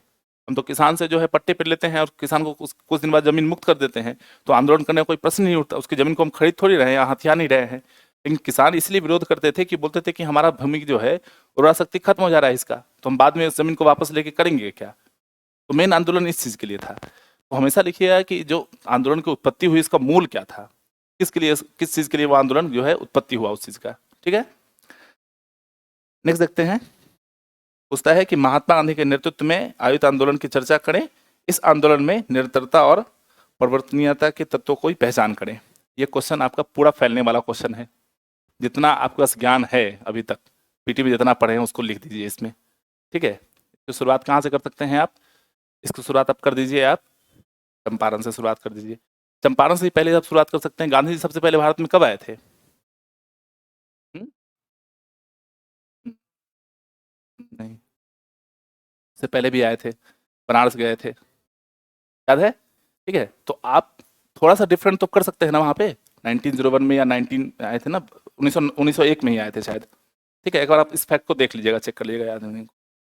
ठीक है, तो अगर आप इसको यहाँ से शुरुआत कर सकते हैं तो आप ये कर सकते हैं कि भारत की स्थिति को आके उन्होंने देखा था। ठीक है ना, मतलब भारत की स्थिति के बारे में 1915 में आने से पहले भी उनको पता था कि भारत की स्थिति वर्तमान में क्या है। तो थोड़ा सा आप डिफरेंट कर दिए, तो वहाँ पे एग्जामिनर को पता है कि इसको इससे ज़्यादा पता है। चंपारण तो सब लोग शुरू कर रहे हैं, आप थोड़ा सा इसमें पीछे चले जाइए, वहाँ शुरुआत कर दीजिए। और फिर जो है वो जब गांधी जी को लग गया, गांधी जी का एक विशेषता आप और ध्यान रखिएगा कि पूछता भी है कि जो असहयोग हुआ था तो गांधी जी खत्म कर दिए। बहुत लोग बोलते हैं, बहुत आलोचक बोलते हैं, या जो उदारवाद जो क्रांतिकारी लोग थे बोलते थे कि उस समय देश आज़ाद हो सकता था। यूपीएससी में क्वेश्चन पूछा भी था कि अगर गांधी नहीं होते तो क्या होता। इसका दोनों पक्ष है कि एक तो या तो भारत आज़ाद होता, भारत में आज लोकतंत्र नहीं होता, है ना, भारत में उस तरह की चीज़ें हो जाती जो थी पहले से, राजा रजवाड़ा व्यवस्था था वो था, या हो सकता था कि स्थिति और वर्ष हो सकती थी। तो गांधी क्या करते थे ना, कि गांधी एक चीज़ पे बल देते थे कि पहले शक्ति का संग्रह करते हैं फिर उसका इस्तेमाल करेंगे, है ना, हमेशा से। और इसी कारण से क्या किए थे कि असहयोग को वो खत्म कर दिए थे, क्योंकि उनको लगा था कि हम जिस के लिए शुरुआत किए हैं वो शक्ति हमारी छीन हो गई। हम अहिंसा के बल पे इसकी शुरुआत की और ये क्या हुआ कि हिंसक रूप ले लिया। ठीक है, तो आप क्या कर सकते हैं, इसको यहाँ पे शुरू कर सकते हैं कि गांधी जी को ये था कि वो जब आए 1901 में तो उन्होंने देखा भारत की स्थिति को, उसका शक्ति संग्रह करके या आंदोलन के स्वरूप को समझ के फिर वो 1950 में आए और 1970 से इन्होंने उसकी शुरुआत की। ठीक है, उसका जितने जगह पे गांधी भी थे वो सारी चीज़ को लिख दीजिए। ऐसे ही उसमें ऑक्टागोनल बना दीजिए, 8 पार्ट में इसको डिवाइड कर दीजिए, और जितना आंदोलन हुआ उसको लिख दीजिए। चंपारण हुआ, अहमदाबाद हुआ, खेड़ा हुआ, खिलाफत हुआ, असहयोग हुआ, सविनय अवज्ञा आंदोलन हुआ, साइमन कमीशन वाले में जो थे उनकी जो भूमिका थी वो लिख दीजिए, भारत छोड़ो आंदोलन में हुआ, आज़ादी के बाद, आज़ादी से पहले भी लिख सकते हैं। ठीक है ना, वेवल प्लान के समय में क्या था, माउंटबेटन के समय में क्या था, तो वो सारी चीज़ों को कंक्लूड करके आप लिख सकते हैं। ठीक है, और कैसे कैसे ये आंदोलन परिवर्तित हुआ उसको थोड़ा दर्शाने का प्रयास कीजिएगा इसमें, कि कैसे उन्होंने डू और डाई का जो है कॉन्सेप्ट दिया था। ठीक है, जो परिवर्तनीय तत्व तो पूछे हैं उसमें आपसे एलिमेंट, उसमें आप इसको जोड़ने का प्रयास कीजिएगा।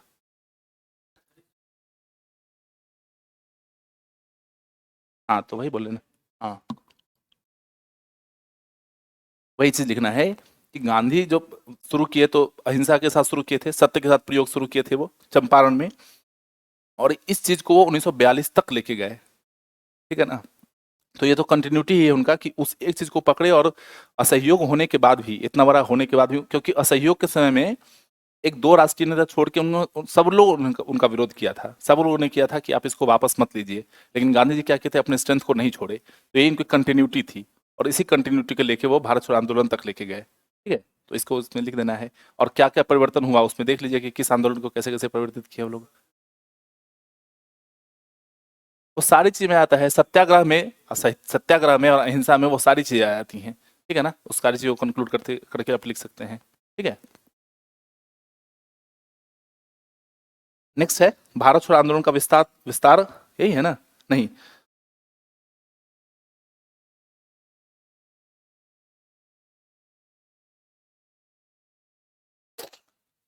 ठीक है, तो इसमें क्या करना है आपको कि पहला तो आपको ये दिखाना है कि भारत छोड़ो आंदोलन, सॉरी, जो भारतीय स्वतंत्रता संग्राम हुआ था उसमें क्या क्या फैक्टर, क्यों हुआ था, ये कौन कौन से फैक्टर उत्तरदायी थे इसमें। तो इसको आपको शुरू करना है कहाँ से, 1793 से, ठीक है ना। 1793 से इसकी शुरुआत कीजिए सबसे पहले। और इसमें फिर वही चीज है, इसमें किस कारण, इसमें पहले लिख दीजिए कि कौन कौन से कारण थे इसमें, ठीक है ना। आर्थिक कारण क्या थे, सामाजिक कारण क्या थे, तत्कालीन कारण क्या थे, सांस्कृतिक कारण क्या थे, क्योंकि संस्कृति का भी तो पतन हुआ था। भारत में आने के बाद जो भारत की अपनी मूल संस्कृति थी वो खत्म हो गई, ठीक है ना। सामाजिक जो आंदोलन थे, एक समय कहा जाता था 1829 में क्या हुआ था, ठीक है। तो जब राजा राम मोहन राय इसके विरोध में आवाज उठा रहे थे, उनको लोग बोलता था कि ये पाश्चात्य समर्थक हैं, ठीक है ना। तो जब इसके विरोध में आवाज उठा रहे थे तो लोग कहता था कि सती प्रथा जो है वो गुड है, भारत में गुड प्रैक्टिस है, ठीक है ना। लोगों का मत था, लोगों का मत था, तभी तो ये प्रैक्टिस चल रही थी, कोई विरोध नहीं कर रहे थे उसका, ठीक है ना। तो उनको उनको ये कह रहा था कि ये हमारा सामाजिक पतन है ना, कि जो हमारी सोसाइटी में जो वेल एस्टेब्लिश प्रैक्टिस है उसको खत्म कर रहे हैं। तो अंग्रेजों को लोग ये विरोध करते थे कि हमारी जो प्रैक्टिस है उसको खत्म कर रहे हैं, और उसके लिए जो राजा राम मोहन राय प्रयास प्रयास कर रहे थे, तो उनको भी लोग बोलते थे कि ये गलत है, ठीक है। तो इस सारी चीजों को आप कनेक्ट करने का प्रयास करिए एग्जामिनेशन में, कि जो जो चीजें अच्छी थी, अंग्रेज की जो चीजें अच्छी थी, सिर्फ बुरी चीजें तो नहीं लिखनी है उसकी, जो चीजें अच्छी थी, जैसे ये सती प्रथा का अंत जो था वो तो अच्छी चीजें थी। और अगर इसके लिए राजा राम मोहन राय को पाश्चात्य समर्थक कहा जाता है तो वो गुड है, कोई दिक्कत नहीं है, समझ रहे हैं ना। अगर आपकी कोई, आप मेरे दुश्मन हैं और आपकी कोई अच्छी आदत हम अपना रहे हैं तो ये तो गलत नहीं है, तो अपनाना चाहिए। तो ये सारी चीज़ में क्या करना है कि इसके कारण को लिखना है, फिर उसमें क्या करिए कि आप उदारवादी को बांट दीजिए, क्रांतिकारी को बांट दीजिए, कि दोनों का क्या क्या योगदान रहा। अगर सुभाष चंद्र बोस का इसमें योगदान है तो गांधी जी का योगदान है। अगर नौजवान संगठन का गठन है इसमें हुआ था, HSRA का गठन हुआ था इसके साथ में, तो साथ साथ में लिख दीजिए कि गांधी जी भी है उसके साथ में बैक में काम कर रहे थे, ठीक है ना। तो ये सारी चीज़ों को कंक्लूड कर दीजिए, एक पार्ट में इधर लिख दीजिए कि उदारवादियों का क्या योगदान है, और एक तरफ लीजिए क्रांतिकारियों का क्या योगदान है। पहले कारण लिख देना है, फिर दोनों का योगदान लिख देना है, ठीक है, और उसके बाद करके उसको कंक्लूड कर देना है, ठीक है। नेक्स्ट है, भारत छोड़ो आंदोलन का विस्तार अत्यंत सीमित था किंतु इसकी घटनाएं अत्यंत तीव्र एवं प्रभाव निर्णायक रहा। क्या इसे आप सहमत है, उदाहरण भी दें। देखिए, इसका एक चीज आप लिखिएगा बस, इसमें क्या शुरुआत करना है कि भारत छोड़ो आंदोलन जो था वो भारत का स्वतंत्रता संग्राम का अंतिम आंदोलन था, ठीक है ना। और इसकी जो शुरुआत हुई थी तो लोगों को पता था कि ये सारे जो मित्र राष्ट्र वाला कॉन्सेप्ट है, ध्रुवीय राष्ट्र वाला कॉन्सेप्ट है, इसका जानते हैं ना, वर्ल्ड वार सेकेंड वाला। तो हाँ, तो इसका क्या, क्रिप्स मिशन से इसकी शुरुआत हुई, और उसका जो दोनों कॉन्सेप्ट आया, मित्र राष्ट्र वाला, ध्रुवीय राष्ट्र वाला, तो इससे इसकी शुरुआत हुई थी। तो लोगों के मन में ये चीज, ये धारणा बैठ गई थी कि भारत भी आजाद हो सकता है, मतलब भारत जो है मानसिक रूप से गुलामी से मुक्त हो चुका था, अंग्रेजों की गुलामी से, और उसी मानसिक मुक्ति का परिणाम रहा भारत छोड़ो आंदोलन, ठीक है। तो इसका प्रभाव अत्यंत सीमित इसलिए रहा क्योंकि इसमें जितना उदारवादी लोग थे, या जितने भी इसको कहिए जो वेल एस्टेब्लिश्ड लोग थे, उनको ये समझ में आ चुका कि भारत आजाद हो चुका है, ठीक है। और उसमें जितने बड़े बड़े नेता थे उनको क्या किया था कि गिरफ्तार कर लिया गया था। तो इस आंदोलन का ब्यूटी ये था कि इस आंदोलन को छोटे नेताओं ने चलाया था, ठीक है। भारत छोड़ो आंदोलन का एक ब्यूटी रहा कि आप देखेंगे जितने भी बड़े बड़े नेता थे, एक को आग पैलेस में गिरफ्तार करके ले गए, बिहार में राजेंद्र प्रसाद को हजारीबाग में लेके रख दिए। तो ये सारे फैक्ट को आप लिखिएगा वहाँ पे, ठीक है ना। तो ये सारे फैक्ट को लिखने के बाद आपको उसमें आप ये बताने का प्रयास कीजिएगा कि इसमें महिलाओं का जो योगदान रहा या छोटे छोटे नेताओं का योगदान रहा, तो इसका प्रभाव अत्यंत सीमित इसलिए कहा जा सकता है कि इसमें इस तरह के क्वेश्चन में आप पॉजिटिव सेंस के साथ चले जाइए इसके साथ, ठीक है ना। बिल्कुल डाल सकते हैं। हाँ, तो कहा ही गया है ना, इस आंदोलन की शुरुआत जो वर्धा में इसकी बैठक हुई थी 8 अगस्त 1940 को, तो इसका बैठक का मूल उद्देश्य क्या था, इसका मूल उद्देश्य तो यही था। तो आप यहाँ से बिल्कुल शुरुआत कर सकते हैं। देखिए, हाँ, बस हाँ, वहां से स्टार्ट कर दीजिए, क्योंकि देखिए, आप कोई भी स्वतंत्रता आंदोलन का अगर लिख रहे हैं तो उसका कारण क्या है कि हम अंग्रेज की नीतियों का विरोध कर रहे हैं, अंग्रेज की नीतियों का विरोध कर रहे हैं, इसलिए तो हम इस आंदोलन को कर रहे हैं। तो आप यहाँ से इसको बिल्कुल शुरुआत कर सकते हैं, ठीक है। और इसको शुरुआत करने के बाद जो है इसकी जो जितने भी क्षेत्र हैं इसमें भी मैप बना दीजिए, मैप के माध्यम से इसमें इंडिया का मैप बना दीजिए, इंडिया के मैप के साथ साथ बिहार का मैप बना दीजिए, जहाँ पे जो जरूरी है वहाँ का मैप बनाइए, और मैप खूब प्रैक्टिस कीजिए आप लोग। आपको सबका बिहार का सबका स्थान याद है आप लोगों को, बिहार का है 38 जिला याद है? हाँ? नहीं याद है? आप लोगों को 1 महीना मेंस देना है, आप लोग 1 महीना समय तो नहीं है शायद अब। हाँ, हाँ, जैसे मान लिया कि आपसे पूछे आपसे कि कृषि रोड मैप का है, तो उसमें पूछा कि एग्रीकल्चर क्लाइमेट जोन जो है उसको दर्शाना है ना? तो वो सब चीज़ आपको देखना पड़ेगा ना। तो 4 चीज़ करके आपको 4 को पॉइंट आउट करना पड़ेगा चारों को, जिला दिखाना पड़ेगा उसमें आपको, ठीक है ना? तो बिहार के मैप को खूब खूब अच्छे से तैयार कर लीजिए। इतना अच्छे से तैयार कर लीजिए कि आप कहीं भी पॉइंट आउट कर सकें। पता चला कि आप पटना को ऊपर दिखा दे रहे हैं, तो फिर तो समझ जाएगा ना कि इसको नहीं पता है पटना के बारे में, या आप कहीं बाहर से हैं, है ना? तो बिहार के मैप को खुद से तैयार कर लीजिए। तो मैप को उसमें दोनों मैप को डाल सकते हैं, कि इंडिया का मैप डाल दीजिए और एक क्या कर दीजिए कि बिहार का मैप डाल दीजिए, दोनों को लोकेट कर दीजिए और उसका इसका प्रभाव को दिखा दीजिए कि क्या प्रभाव रहा है इसका। ठीक है। नेक्स्ट क्वेश्चन है, भारत में राष्ट्रवाद की उत्पत्ति के विभिन्न कारणों की चर्चा करें और 1857 के विद्रोह की का इसका क्या संबंध था। शुरुआत यहाँ पे शुरुआत, ये तो राष्ट्रवाद क्या होता है ये इसका इससे शुरुआत कर दीजिए, है ना? कि अपने राष्ट्र की रक्षा के लिए जो क्रांतिकारी लोग हैं या जो भी है उसके लिए आंदोलन करने की प्रक्रिया को ही राष्ट्रवाद कहता है। और इसको आप वहां से भी शुरू कर सकते हैं, इटली के पुनर्जागरण से ही शुरू कर सकते हैं जोड़ते हुए, ठीक है ना? किसके लिए? नहीं, कारण से क्यों शुरू करते हैं? आप पहले राष्ट्रवाद की परिभाषा, हाँ पहले डिफिनेशन लिख दीजिए ना। हाँ पहले डिफिनेशन लिख दीजिए, उसके बाद उसके कारण को लिख दीजिए, तो उसके कारण में फिर वही सारी चीज लिख सकते हैं। बहुत सारे देखिए, एक फॉर्मेट रख लीजिए, उस फॉर्मेट से आप लिख लीजिए। उसका फायदा ये होगा कि आपको जो है अगर क्वेश्चन नहीं भी पता है ना, out of the blue question आ गया, तो आप उसको वहां पे क्या कर सकते हैं, कोट कर सकते हैं, लिख सकते हैं। तो राष्ट्रवाद की उत्पत्ति के जो जो कारण थे उस सारे कारण को लिख दीजिए। 1857 का विद्रोह क्या था कि भारत स्वतंत्रता संग्राम का निर्णायक मोड़ भी था और वहां से उसकी उत्पत्ति भी मानी जा सकती है, ठीक है ना? तो सबसे पहले राष्ट्रीयता की भावना देखी, एक इंसान मंगल पांडे वहां से शुरू किया, जबकि उसमें आप देखेंगे तो जॉब की स्कार्सिटी थी, भारत में भारतीयों को भर्ती नहीं किया जाता था, ठीक है ना? लेकिन मंगल पांडे ने क्या किया कि शुरुआत किया कि नहीं, ये जो गलत है वो गलत है, और उनमें राष्ट्रीयता की भावना थी और उन्होंने वहां से उसकी शुरुआत की थी। और वो चीज जो है जाके बिहार में क्या किए, एक जमींदार थे वहां पे, और छोटे जगह के जमींदार थे, और उन्होंने उनके अंदर इतनी ज्यादा राष्ट्र भक्ति थी कि वो इस चीज को खत्म कर दिए उठा के पूरा। तो कुंवर सिंह के साथ साथ और कौन कौन नाम लिखिएगा उसमें बिहार में? बिहार में पीट लिख सकते हैं, 3 जुलाई 1857 को, ठीक है ना? उसके साथ और कौन लिख सकते हैं? कुंवर सिंह के भाई भी थे, अमर सिंह थे, 2 भतीजे भी थे, नाम याद है आप लोगों को? लिख लीजिए नाम। नहीं, कुछ भी मत बोलिए, नहीं थे वो। एक थे निशांत सिंह, नाम लिख लीजिए, और एक थे रतभंजन सिंह।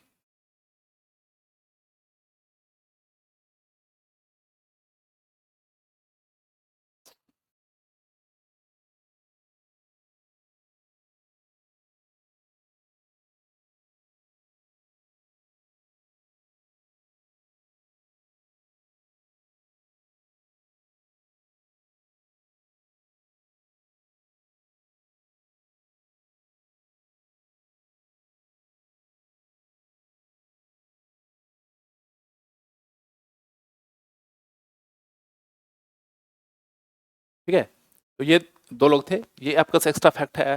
तो इस तरह के एक्स्ट्रा फैक्ट को आपको बार बोलना है कि फैक्ट को लिखिए।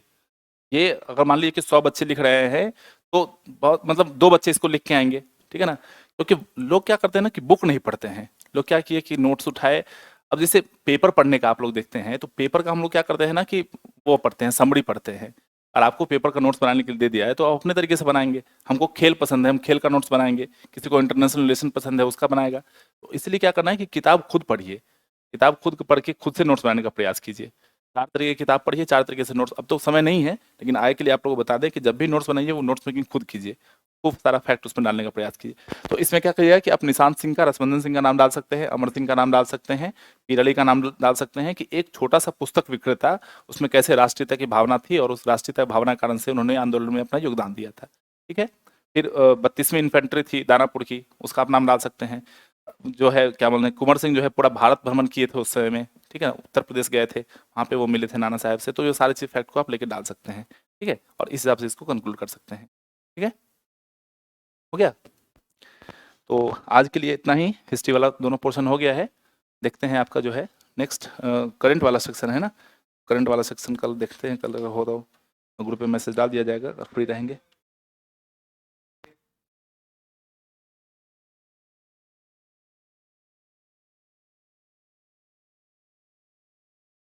हम्म।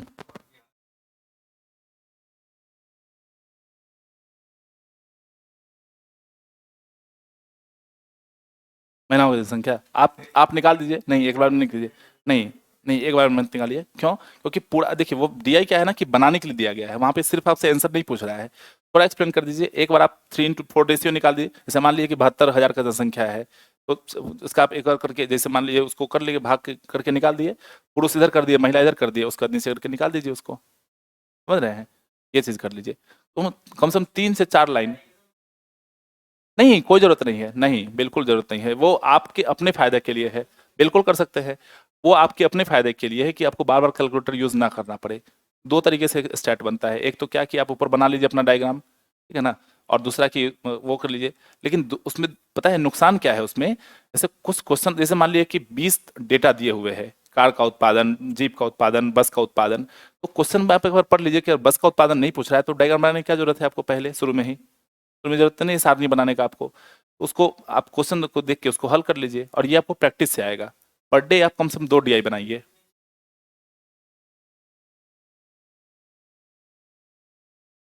कम से कम 4 स्टेप में आप बनाइए क्वेश्चन को। जैसे वही तो बता रहे थे ना आपसे कि अगर पूछा इनसे, इन्होंने क्वेश्चन पूछा था, तो उसमें क्या करिए कि एक तो टोटल नंबर निकाल लीजिए। टोटल नंबर निकालने के बाद मेल का निकाल लीजिए, फीमेल का निकाल लीजिए। और उसके बाद क्या आपसे अगर पूछ रहा है कि फीमेल का क्या है, तो फीमेल को कंक्लूड कर दीजिए, मेल का क्या है तो वो कंक्लूड कर दीजिए, परसेंटेज पूछ रहा है तो परसेंटेज को कंक्लूड कर दीजिए, और करके उसको अंतिम में बॉक्स बना दिया कीजिए। ठीक है ना? जो आप आंसर ला रहे हैं। हाँ। हुँ, हुँ, हुँ। हाँ, तो नहीं, वही आपको बार-बार बताया कि यही आपको हम शुरू में बताए थे कि यही गलती हम किए थे, है ना? उसको आप तोड़ने का प्रयास करिए, तोड़ के लिखिए। देखिए, उनके पास जो आंसर है ना। हाँ, हुँ, हाँ, बिल्कुल।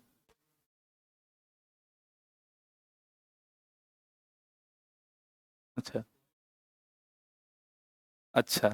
देखिए, वही है कि हाँ, देखिए है क्या कि एक चीज़ समझिए, वहाँ जो कॉपी चेक कर रहे हैं ना, उनके पास जो आंसर होता है ना, वो उसी आंसर को मानते हैं। एक फैक्ट ये है कि उनके पास जो आंसर है वो उसी आंसर को मानते हैं। तो जैसे मान लीजिए कोई चीज़ का आंसर आया, जैसे मान लीजिए कि 1.6789 या जो भी है इतना तक आया, तो आप इसको 1 पॉइंट अगर 68 लिख दे रहे हैं तो कोई दिक्कत नहीं है, नहीं होना चाहिए। लेकिन उनके पास क्या होता है कि अगर ये फॉर्मेट है तो उसको गलत कर देंगे वो। ठीक है? तो आप प्रयास कीजिए कि कैलकुलेटर तो आपके पास है ही, है ना? कैलकुलेटर आपके पास है ही, इस्तेमाल करने की अनुमति है ही, तो प्रयास कीजिए कि जितना सिंप्लीफाई हो सके उसको सिंप्लीफाई कर दीजिए, कोई दिक्कत नहीं है। तो टेस्ट में जो गलती आप कर रहे हैं उसको गलती को कर लीजिए। और स्टैट के लिए एक आपको बहुत अचूक रामबाण बताते हैं नीति, कि स्टैट के लिए आपको कुछ नहीं करने की आवश्यकता है, सिर्फ पी बाई क्यू बनाइए आप, जितना बना सकें। आप देखेंगे क्वेश्चन बिल्कुल नहीं वहां से अलग होता है, क्योंकि ऑप्शन तो है ना आपके पास, 4 क्वेश्चन पूछा है उसमें से 2 बनाना है। तो आप देखेंगे कि क्वेश्चन बिल्कुल उससे इधर उधर नहीं पूछता है। आप 53वीं से उठाइए स्टैट को, और 53वीं से लेके अभी तक का जितना स्टैट पूछा है 68 तक का, उसको बना लीजिए। बहुत सारे मार्केट में मिलते हैं, आपको सॉल्व भी मिलता है, अनसॉल्व भी मिलता है, उसको बना लीजिए। जो स्टेप है, स्टेप से बनाने का प्रयास कीजिए, कम से कम 3 से 4 स्टेप में बनाने का प्रयास कीजिए। और अंतिम में जो भी आंसर आता है उसको बॉक्स में जरूर घेर दिया कीजिए। ठीक है? रुपया आता है तो उसको ऐसे करके कर दिया कि, या परसेंट में आता है तो परसेंट कर दिया, जो भी चीज़ है उसमें कर सकते हैं आप।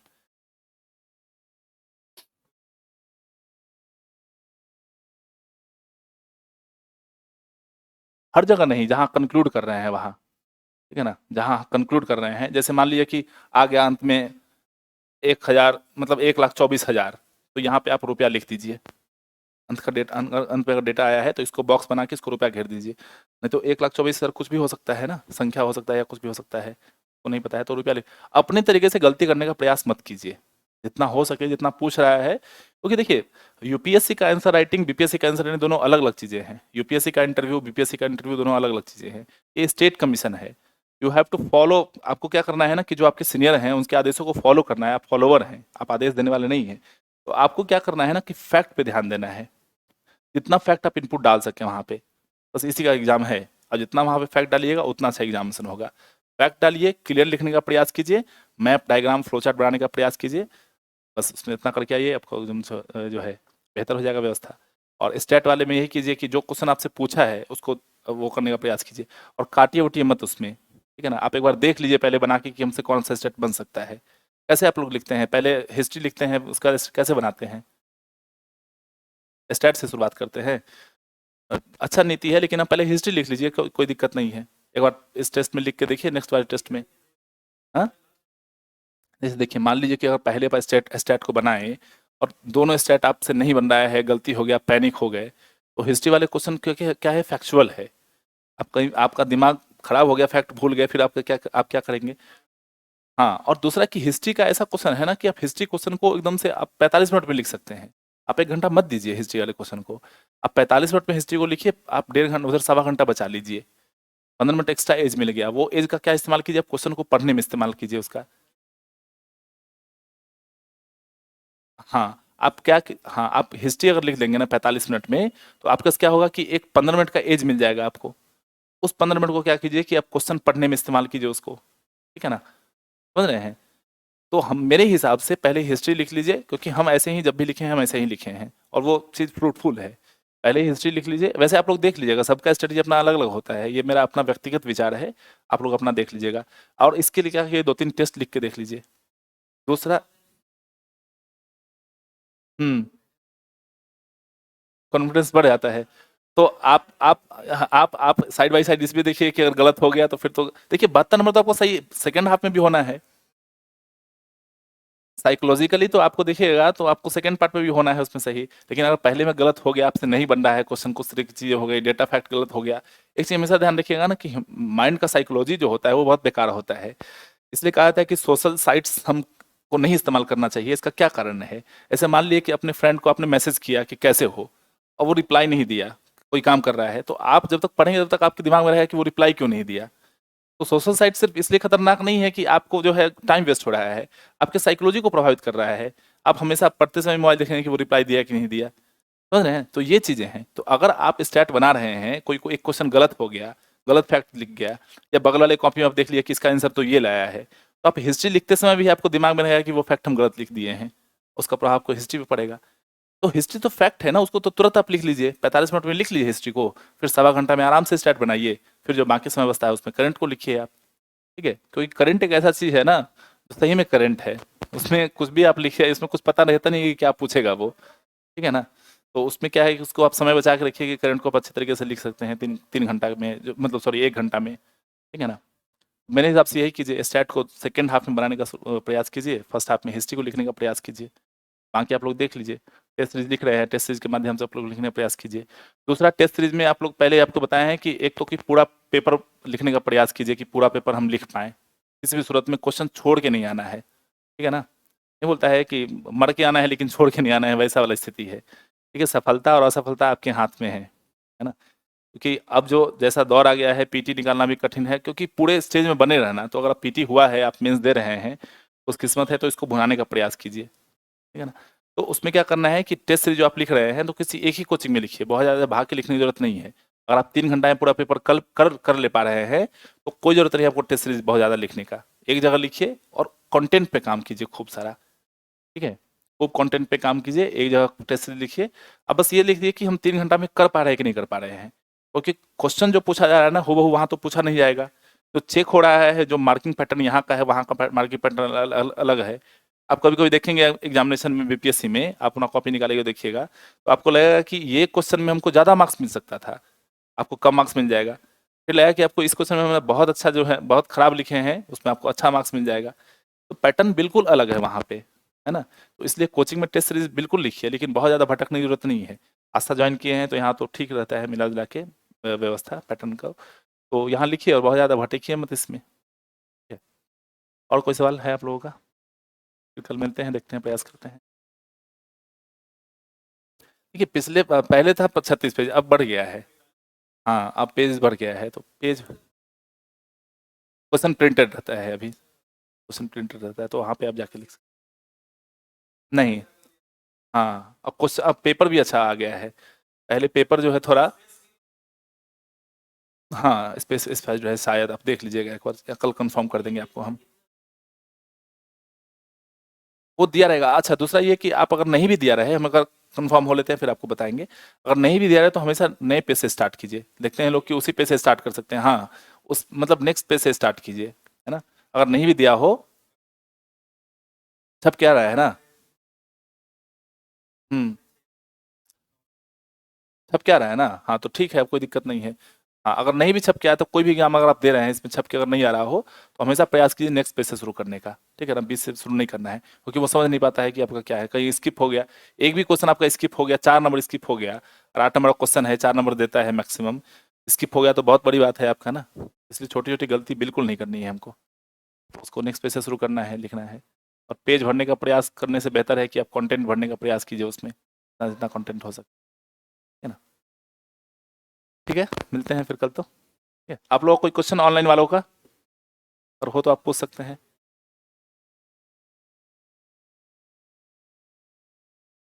ठीक है, कंक्लूड करते हैं, देखते हैं फिर कल मिलने का प्रयास करेंगे आप लोगों से भी। Okay, thank you.